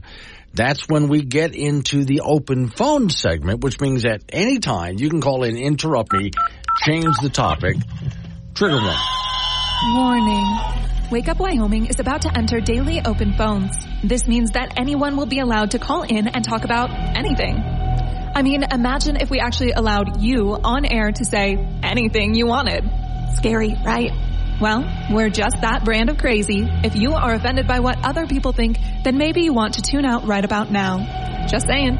If you should choose to call, just remember, the more funny and interesting you are, the longer Glenn will keep you on the line. Obnoxious jerks will be hung up on. Dave, all right, strap in, and let's do this thing. 888-97-WOODS, the phone number. That's 888-97-WOODS. Again, talk about what I'm talking about. Or change the subject. Fine. Just kind of roll with it. So, okay. Good news. You could use a little, right? Headline, Wyoming, or Wake Up Wyoming website here. Wyoming gas prices dropped to lowest levels since 2023. Okay, that's good news. Now, I'm going to have a little caveat at the end of that, but I noticed as I was driving to work this morning, I thought, oh, okay, I need to fill the tank. I'm down to about a quarter of a tank. Average gas price dropped 9.2 cents a gallon, averaging about $2.95, according to Gas Buddy. So that's your average. All right. They did about 495 stations in Wyoming. Gas prices are 36.6 cents per gallon lower than they were about a month ago, and 7.7 cents per gallon lower than they were about a year ago. National average prices of diesel have fallen about 8.4%. 8.4 cents in the last week, and stands at about $4.10 per gallon nationwide. When I was in Florida last week, gallon of gasoline is much higher in Florida than here in Wyoming. California, of course, still, oh my God. But all right, according to Gas Buddy, cheapest gas station in Wyoming was priced at $2.33 yesterday, while the most expensive was $3.75. That's a difference of $1.42 between them.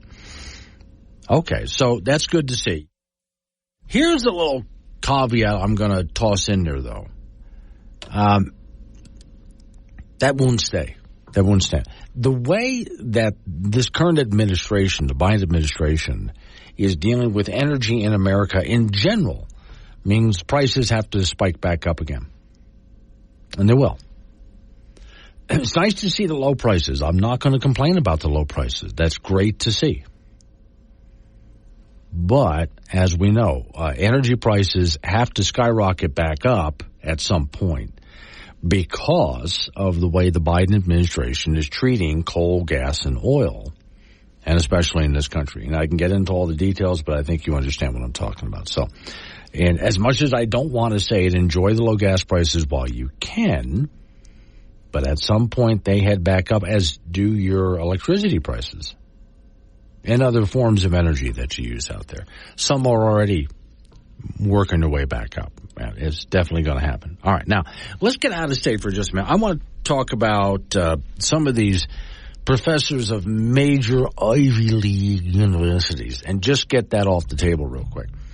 And Harvard president, I'm sorry I said that wrong, Harvard University president, sorry about that whole genocide thing that she talked about and says, well, it needs to be taken in context. Now, House Committee has opened an investigation into Harvard University, MIT, and Penn State. University of Pennsylvania president resigns after failure to condemn anti-Semitism. And there's been calls for the Harvard president to resign as well. So this was because of testimony in front of Congress. And there are those who want to defend these presidents and say freedom of speech. Okay. You do have a First Amendment right. You do have freedom of speech, even to say ugly things, and that's just fine. But let's also take a look at it this way. These are the same people who were heavily involved in, I could say censor, but it's more like canceling people who said things that they disagreed with. On today's university campuses across America, saying something that is, let's call it politically incorrect, will get you canceled and thrown out, both as a student or a professor. Either way. So these university presidents, one of them already resigned, others are in big trouble.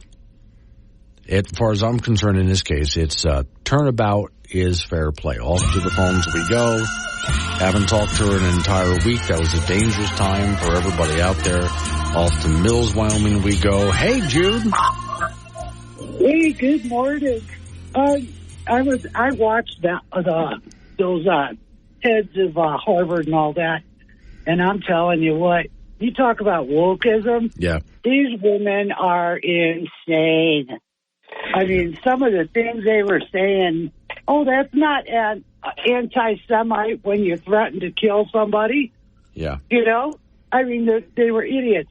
Anyway, I was going to talk about first, there's property tax reform bills getting ready for February. Okay, House Bill 3 gives tax exemption to residential property owners age 65 and older. That's okay, that's good. Who have lived on their primary residence for 30 years. Yeah. Is that not the most stupidest thing you ever heard of? Colorado is 10 years. Yeah. Michigan is like, 15 years. Why 30? Because it won't qualify for a lot of people, especially people who had just moved here, especially someone like me Okay, we bought Dana's mom's property. He lived here all growing up. Does that count? Even though we changed title in 2000 to us, does the clock start over? Who wrote this needs to be slapped upside the head. Okay. They may as well just kill this before it even goes to the floor. It's stupid. As often as you said that, have you actually ever slapped somebody upside the head? Yes. Okay. Did you get in trouble? I was for a bartender for 28 years. I slapped a lot of people upside the head. And nobody is actually surprised by this. Yeah. Anyway, and also, did you see in some of the stuff this morning, Biden is wanting to cut electricity by 60%. Right. Okay, so how do you run your EV vehicles with 60% less power? Right. Okay, and then he wants to cut the natural gas plants, the coal plants, right, and rely on wind and solar. And our morons here in Wyoming are buying into that. Yeah. No, this is why I just got done reading about how gas prices, thankfully, have dropped quite a bit. But then finished it by saying, and yet it's not going to stay that way. It can't. It can't, and it won't. Yeah. Because this is coming up on election year. You're going to see a lot of wonderful things that they're going to do for 8 months, 6 months, whatever. And then right after the election, right after they steal it through their ballot harvesting and all of that kind of stuff, everything's going to go right back up. Well, I know groceries are up about 50%. Yeah. And if Rocky Mountain Power gets theirs increase, it goes up another 30 plus the 7 they got in July. So that's 37%. And our representatives are failing us. They're not doing anything to help Wyoming citizens. There's 580,000 of us, right? Tops. And we're paying for all of Washington's cuts and Rocky Mountain Power's bad investments. And I'm telling those guys, they need to shop around. Surely there's another company that's willing to deal with Wyoming for our little bit of population. And I'm livid over the taxes in this state. Right. And the quicker we get out of things like carbon sequestration, the faster our prices go down for energy. That would be the first question I asked every single rep in person. Right. Are you for this? And then I would record it. Okay. And if they end up getting elected and they use it, I would vote it to censure them. All right. I got to run. Got to talk to Frank about sports. Thanks for calling in, Jude. It's Wake Up Wyoming. Wake Up Wyoming with Glenn Woods. On air, online, and on the Wake Up Wyoming mobile app. Be part of the show at 888-97-WOODS. This is K2 Radio. 8:49 is the time. It's Wake Up Wyoming. Off to the icebox we go. It's Frank Gambino waiting by. So this story here, Frank, sometimes, people will do things that just seem innocent enough, right? Shouldn't be a problem. Like, there's a guy who has a necklace, and the necklace is a small metal dagger. Okay. Yeah, just a tiny thing. It's that's fine. Yeah. Yeah, about not even the size of your pinky. Okay. Right? That's fine. And then he trips, falls, and kills himself. Oh, well.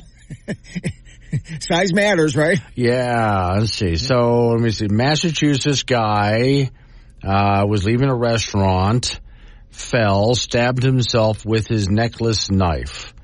Wow. Necklace knife was, again, it's a little knife hanging on a necklace. Common sense prevails. Don't hang something like that around your throat, says this author. And this happened at the airport? No. He was leaving a restaurant. Oh, a restaurant. Okay. Yeah. Okay. So I wonder would they let that through the TSA? I don't know. They would. They always. My necklace always goes. Okay. Sets the alarms off, and they go, "Have you got a necklace on?" I go, "Yeah." I never know what to do with TSA because, like this time, I was trying to go to Florida. They took my tube of toothpaste. Last time they let it through. Oh, this last time in Orlando, the dog sniffed me.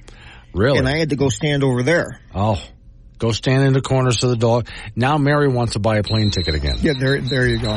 National Finals Rodeo moving along tonight in Las Vegas. In the third round last night, Buffalo's Cole Reiner made a visit to the pay window. He finished second in the round in the bareback with an 87.5. That earned him over $21,000. And back on Saturday, Reiner took second in the round with an 86.5. So that was worth over $24,000. Right now, Reiner is first in the average and seventh in the world standings. In the saddle bronc, Hillsdale, Wyoming native Brody Kress out of the money last night with an 85, but he's third in the average thanks to a second place finish in the second round on Saturday.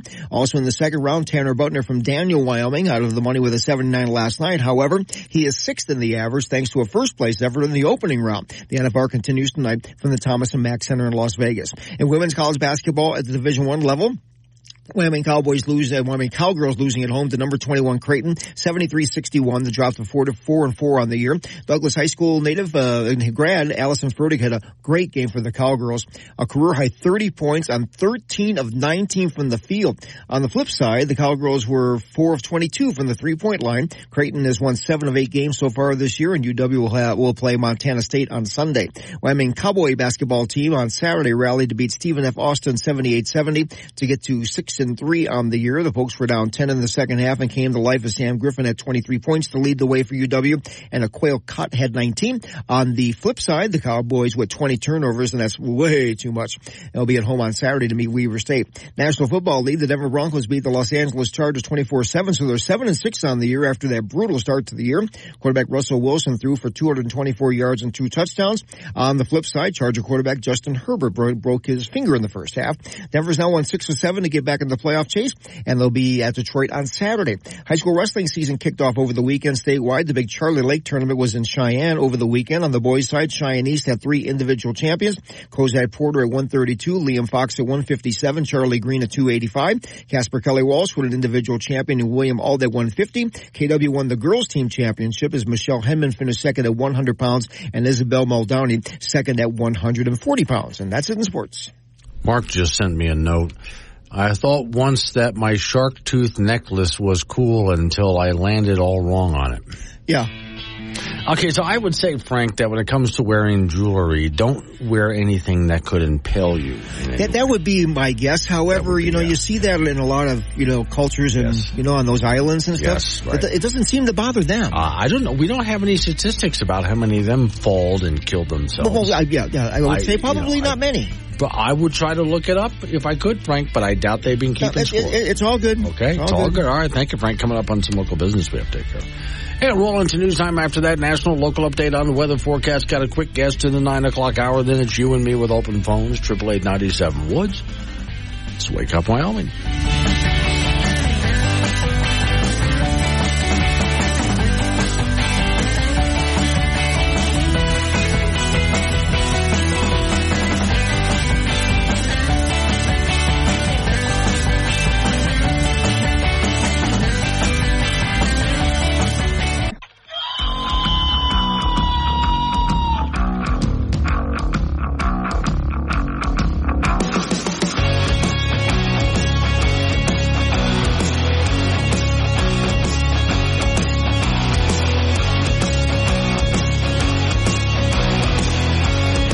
6 the time. It's Wake Up Wyoming. It is a Monday. My name's Glenn Woods. Thanks for joining me. Hold the calls. We'll do more open phones in just a bit. Update on Reese Across America. Katie is back on the phone with us. Morning. Hope you've been well. You there, Katie? Yeah, I'm here. Okay, there you go. Now I hear you. Okay. So, Reese Across America, for those people who don't know what that is, what is Reese Across America? It's a nationwide effort organized by a nonprofit, Reese Across America, to put wreaths on veteran graves all across the country and actually around the world during the holiday season. Okay, now, you're doing this out of Laramie, right? Yes. Okay. National Wreaths Across Laramie Day is Wreaths Across America Day is Saturday, December 16th. Okay. And the Laramie ceremony begins at 11 a.m. up at Green Hill Cemetery. And this year we have over 1,000 wreaths to place on veterans' graves.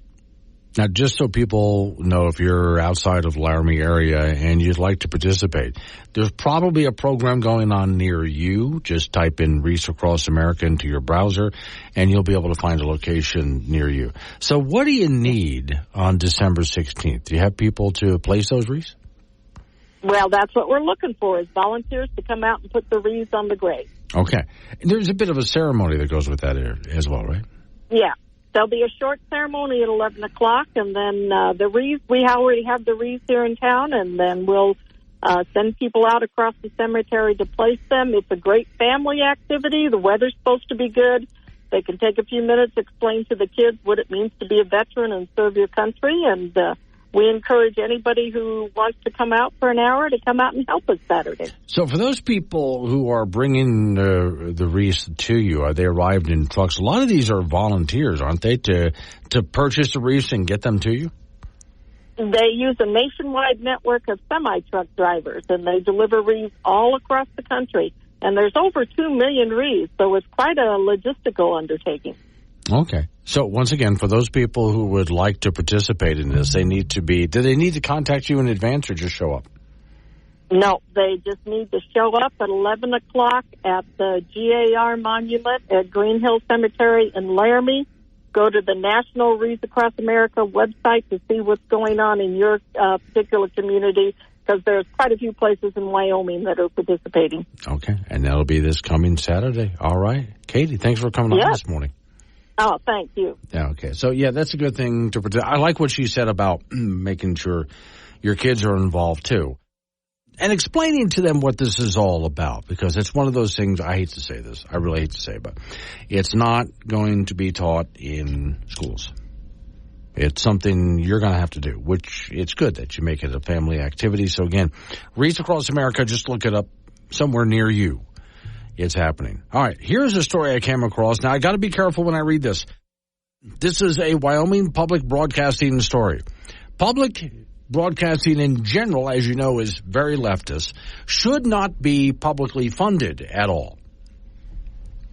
If they want to start a private company, which they pretty much have it as a private company, the Corporation for Public Broadcasting is pretty much a private company, but a lot of money does come from the federal government.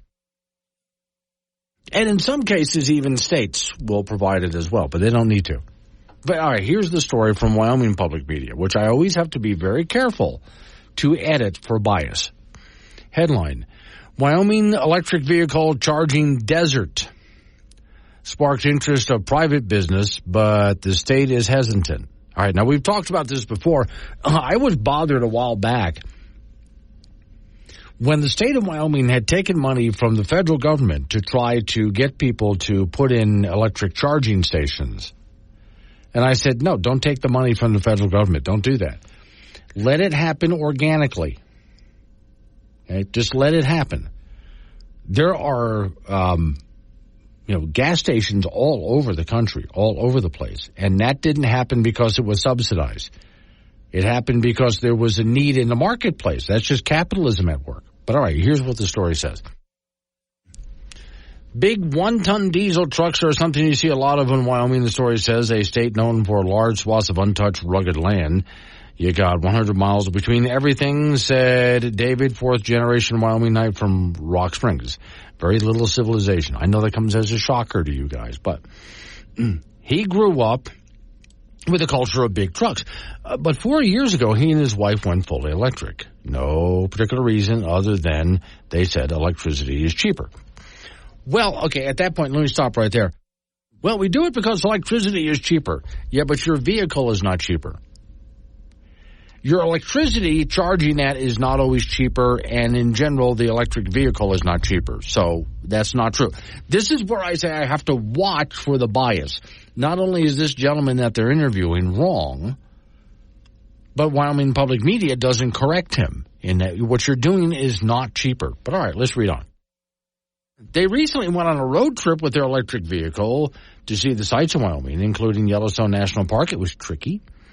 They had to divert into Montana to charge their Tesla, spending their money there instead of some of their favorite Wyoming small towns. I like to go to those places, but I can't now because there's very little charging in those locations. Tourism is a $4.5 billion industry in Wyoming, partly because of huge road trip destinations, and it talks about where. But there's very few electric vehicle chargers. Now, once again, I go back to if there was a market for it, they would be there. Without any subsidies, overnight, it would be popping up all over the place. Story says Wyoming is the 9th largest state land-wise, only has 95 charging stations. Now, let me pause. Let me ask, 95 charging stations, says Wyoming Public Media. There's a link here I'm going to click on. I wonder if it shows where the charging stations are. I think I might get a map here. Filter by location, U.S. and Canada, or United States, and state and territory. You always have to go all the way to the bottom to click on Wyoming. And let's see. Okay, you had 94 locations. That's all it says. I don't see a map here. Yeah, they should provide a map, but they don't. Okay, well, anyway. So out of those 95 stations that are in, oh, here's a map. Hang on. That are in the, I'm zooming in on it, that are in the state of Wyoming. I'm kind of curious as to how many work. For those people out there who might be listening to the program who have electric vehicles, I'm just curious. Have you pulled a, because it happens, I know it happens in Colorado. I've covered stories in Colorado where people pull up to a charging station and most of the charging station is not working. Depends on where you are. There's some that are working just fine. There's other charging stations that are not working, but most of them just don't work. I will say this, at least Wyoming charging stations are spread out pretty evenly around the state. But okay, that's just a curious question. I've saved the map. I'll do something on that later. So Wyoming, 9th largest state, 95 charging stations. For comparison, neighboring Colorado is 2,000 stations. What they don't put in the story is, and a lot of them don't work, but okay.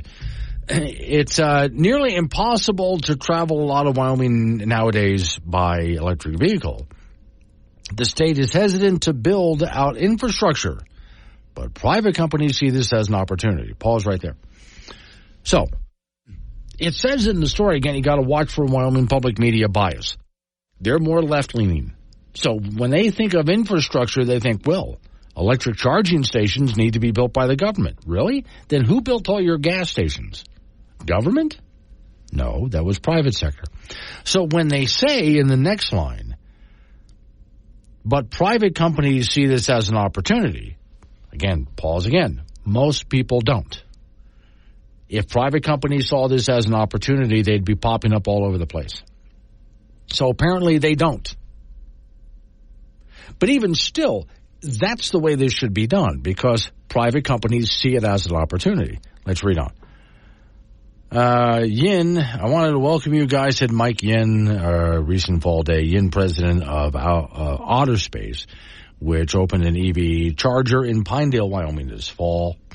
He said, I'd like to say it's infrastructure week when you open one of these chargers. So this created, on a route to Yellowstone. Pinedale, you can find some charging stations there. But before, there was just one electric charger in town, and I guess, I think they only have one Tesla there, too. But anyway, the Pinedale mayor hopes this will bring a lot of dollars in tourism, and it might. Okay. But they also don't mention in the article here as I go through this is that the electric vehicle sales market has not been doing all that well. Yes, some electric vehicles, as you know, have been sold. But for the most part, the market is not doing well. For a multitude of reasons, it's not doing real well. So they hope we'll build all of this infrastructure because everybody's going to be driving electric, so thinks Wyoming Public Media. Okay, well, the story goes on. The state isn't sure. This spring, Wyoming put a pause on federal funding of EV charging stations. It was about $26 million the state could have doled out for private businesses. But Jordan Young, Deputy Public Affairs Officer with the Wyoming Department of Transportation, said there are a few concerns. Like if a business went under before 5 years, the state would bear the responsibility. And I threw up some other problems there as well. In other words, the way I understood, we had a gentleman, Lee, who was over in... All of a sudden, it just kind of stripped my mind. Where was he from here? Hang on a second now. I just want to make sure I got Lee in the right place over here. But anyway, he's a business owner, and he has a gas station, and he's over in KC. Sorry, Lee. Yeah, he's in KC. He has a gas station, and he was offered some money by the state through the federal government to put up an electric station, but he looked at it and realized it wasn't going to work out financially for him. Yes, they help him to set it up, but then after a while, it's all on him. And as I pointed out before with electric charging stations, if they're either breaking even or not making money, then the owner of the charging station has no incentive to keep it going. And so it'll fall apart. Well, if that's the case, if it isn't running anymore, then the state of Wyoming is liable for that charging station, and they have to pay the federal government back. Quote, the state is not interested in owning to operate these stations, so we wanted to make sure that there was a mechanism in place in case the stations did not stay open the full 5 years. They've been working through that with the feds. So far, nothing, but okay. And also the feds want a charging station every 50 miles, and we don't have we don't have need for a charging station every 50 miles or the ability to do it. That's the important part, or the ability to do it. When you consider the long distances and a charging station somewhere out in the middle of nowhere? Yeah, the feds don't seem to understand. They haven't been out to Wyoming, so they don't know it's a little unique out here. 919, Wake Up Wyoming. Polish off that tin hat. You'll need it for this one. Wake Up Wyoming with Glenn Woods. Available on demand on the Wake Up Wyoming app.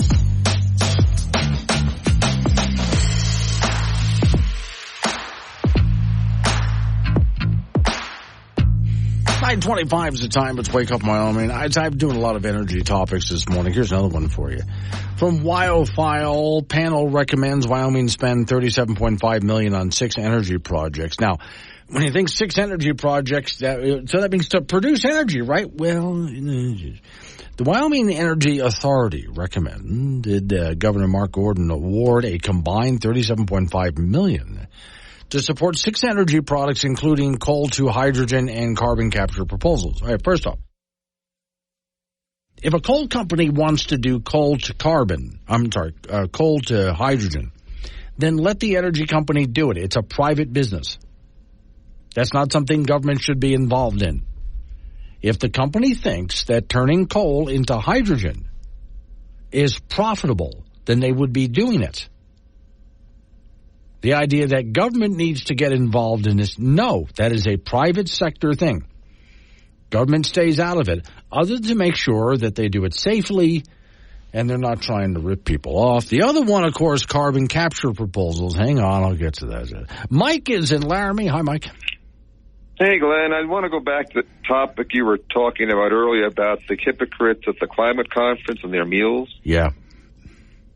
And once again, they demonstrate how illiterate they are in science and economics, and this whole thing is political. Yeah. If we all went to a plant-based diet, think how much more land would have to be plowed. Mm-hmm.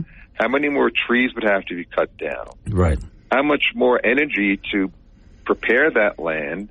And if there's not all land is equal for planting, so you've got to bring in water, you got to bring in fertilizer. Mm-hmm. Meat is a much more compact means of delivering nutrition. One cow can take tons of vegetable and make it into a nice little compact package. Right. And with the cow, you don't have to go, like you were saying, farm all this land. You just turn them loose in the field. That's right. Yeah. It's just, a plant-based diet is not going to be sustainable. Yeah. Now, use their favorite word. Yeah. Now, don't forget, though, now you're supposed to be eating bugs. So just from now on, just go outside. There's bugs all over the place. Just go gather them up and eat them. I'm sure you'll love it with Not some. This time. Not this time of year. Okay, that's true, yeah. But they just show it's all political. There's no science behind what they're doing whatsoever. Well, it's the same people. These are the same exact people who say we need to keep coal, gas, and oil in the ground, all of it. Okay, let's do that. And let's see how many people die within just a few months because we're not using petroleum. I'm sure that's what they would like to have happen. Yeah. I have met people like that think that's the best thing that could happen is to get the population down to a couple of billion. Well, my thought is, as you mentioned at the start of this, the hypocrites of it. So you first. So go right ahead, you guys. I want to see you eating bugs 3 square a day, right? And I want you living without any petroleum products whatsoever every single day. You first. I know a person like that. What? Really? And I asked her, she's saying about all these problems. I said, well, how come you haven't killed yourself? And she says, well, I haven't had any children, so I've done my bit. She's done her bit, yeah. And then I asked her, why haven't you put solar panels on your house? Right. Why haven't you got one of these little personal wind turbines? And how come you're not driving an electric vehicle? And I guarantee you she did not have a bunch of bugs in her bowl of cereal this morning. No, she didn't. No, she didn't. All right. No. Thanks for calling in. I appreciate it. For those who missed the opening segment of the program, I'll get you up to speed on what he's talking about right after we get through news. We got local news coming your way.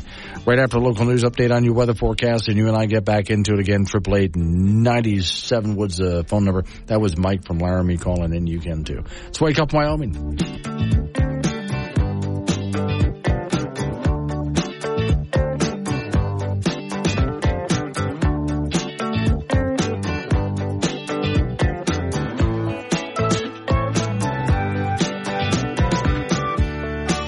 Thursday. Live and local all across Wyoming. Wake Up Wyoming with Glenn Woods on K2 Radio. Join in at 888-97-WOODS or the Wake Up Wyoming mobile app.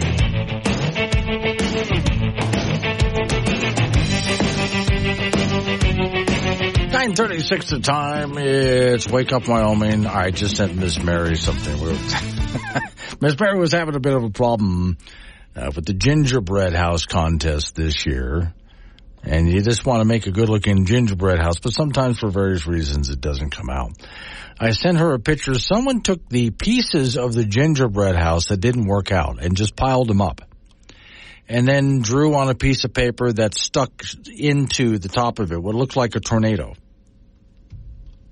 There. It works fine. Mike called from Laramie during the last segment, and I wanted to pick up. I'm glad you're with me through all of it. One thing I love about talk radio is how many people in the audience are with this show through the entire show. Some people through the entire day. That's what I love about talk radio. So he was talking about something that I started with right out of the gate at 6 a.m. So we had that COP28 conference, which is the United Nations having their annual meeting. This time they had it in Dubai to try to solve the issue of climate change, which they have been predicting we're going to reach the tipping point every single year. And we passed that tipping point and they kicked the can down the road. Now, of course, they showed up in jets. A bunch of people in Madrid were stopped because their corporate jets couldn't get out of the airport because of too much snow. And remember, snow is supposed to be a thing of the past. They show up in their corporate jets and ride around in their limousines, all at taxpayer expense from their home country, stay in expensive hotels. And then you got to wonder, so did they eat meat? Because they want you and I eating bugs. And the answer is no. I wondered about this before I went on vacation. I came back and looked, and there's a story about what they had on the menus. Steak, barbecue, hamburger, and all top-of-the-line stuff because they're not paying for it. It's taxpayer expense. So when you look at what they say that we're supposed to do, and are they doing it? Talk about a height of hypocrisy. They all show up in their corporate jets, but you're not allowed to fly, you know, riding around in big gas-guzzling vehicles, but you're not allowed to do that. And you're supposed to be eating bugs. And they're not doing that. It was steak and, well, all sorts of different red meats, for example, among other kinds of meat. Of course, you know, there's pork and chicken and so on the menu. But it wasn't exactly a bug or vegan diet, was it? No. Now, did you expect any less? Well, of course not. But what they expect out of you is someday you walk into a diner. Welcome to Wiggle Burgers. Would you like to see a menu? Sure, but I probably just want a rib burger and some fries. I'm in a hurry and I'm really hungry. You might like the grasshopper bacon bits or the mealworm arancini. Maybe try some worm salt soup. But wait, what the heck is the mescal worm salad? Oh, those little guys are great. We crushed them fresh this morning. You crushed? Have to do it while they're still larvae or there's that horrible crunching sound. Besides, most people don't like exoskeleton in their mouth. Just what the hell are you saving here? Sir, Wiggle Burgers is a bug restaurant. We serve only organic, sustainable bug and bug larvae. Gotta keep that carbon footprint down. Save the planet, you know? Oh, please tell me they brought Candid Camera back. I don't understand. Yeah, you're probably too young for that television show. It was on back when a person had to get up and go change the channel. So you remember when the world was in black and white? Well, most things were black and white back then. I have no idea what the hell is going on now. Look, I'm in a rush. Just give me a bowl of cereal. That should be safe enough. Mealworm puffs okay? Do you want nut milk or freshly squeezed cicada larvae? You don't just have cow's milk, do you? That's disgusting. You know, if you keep grossing people out like this, you'll kill everybody's appetite and starve the human race. Guaranteed population control. That sounds perfect. To be honest with me, do you really eat this stuff? Oh, come on now. If you advocate for this stuff, you don't actually have to do it. No, but the rest of us better, or else. Damn straight. See, this is all I ask of the cult of climate change. Those people pushing all this on us. I just do it yourself first. Lead by example. If this is what you want everybody eating bugs, you first. All right? I want to see that. You want everybody on bicycles and on mass transit, you first, because I don't see you doing that. No. And even when it came to this climate conference, once again, only the best. Steak, barbecue, hamburgers of all, just, name your type of meat, and they had it there. How many do you think at this climate conference were actually eating a vegan diet? Could you see anywhere, I don't know, but I haven't seen anywhere, where bugs were even on the menu, but it's what they want for you. So that's why I say to the cult of climate change, as I've been saying for many years, and I suppose you have too, I will believe that you believe what you're saying when you start to live in the way that you demand the rest of us live. But I don't see you doing that. If they ever did get their wish, and they stopped coal, gas, and oil, and jets, and all this kind of stuff, do you still think they will, or will they maintain that lifestyle? The one they have now, which is not very green according to them. The answer is you and I will have to live that way, but they will never live this way. Which means I don't think that they actually believe anything that they say. At this point, I don't believe that they do. There's some other motive at word here. There's some other motive. It has to be. Unless they're just that big of a liar and hypocrites, which is possibly the case, but it's hard to be that extreme of a liar and that extreme of a hypocrite, don't you think? Inspiring Word Salad by Vice President Kamala Harris. Bob and Doug returned to the Kennedy Space Center. They suited up. They waved to their families. And they rode an elevator up nearly 20 stories. And then they launched. Yeah, they did. Serious takes on local politics, or something like that. Tune in weekdays 6 to 10 a.m. to Wake Up Wyoming with Glenn Woods. 8:48 is the time off. We go to the icebox. Frank Gambino is waiting by. All right, Frank, I'm going to be treading on very thin ice with this next one, okay? Well, okay, I'm ready. Parents have been a bit concerned because their kids are now safe. Your kids, know how to use electronic devices better than you. Yeah. Yeah. And so kids have been grabbing the tablet computer or whatever they might be using today and asking the question of Google, is Santa Claus real?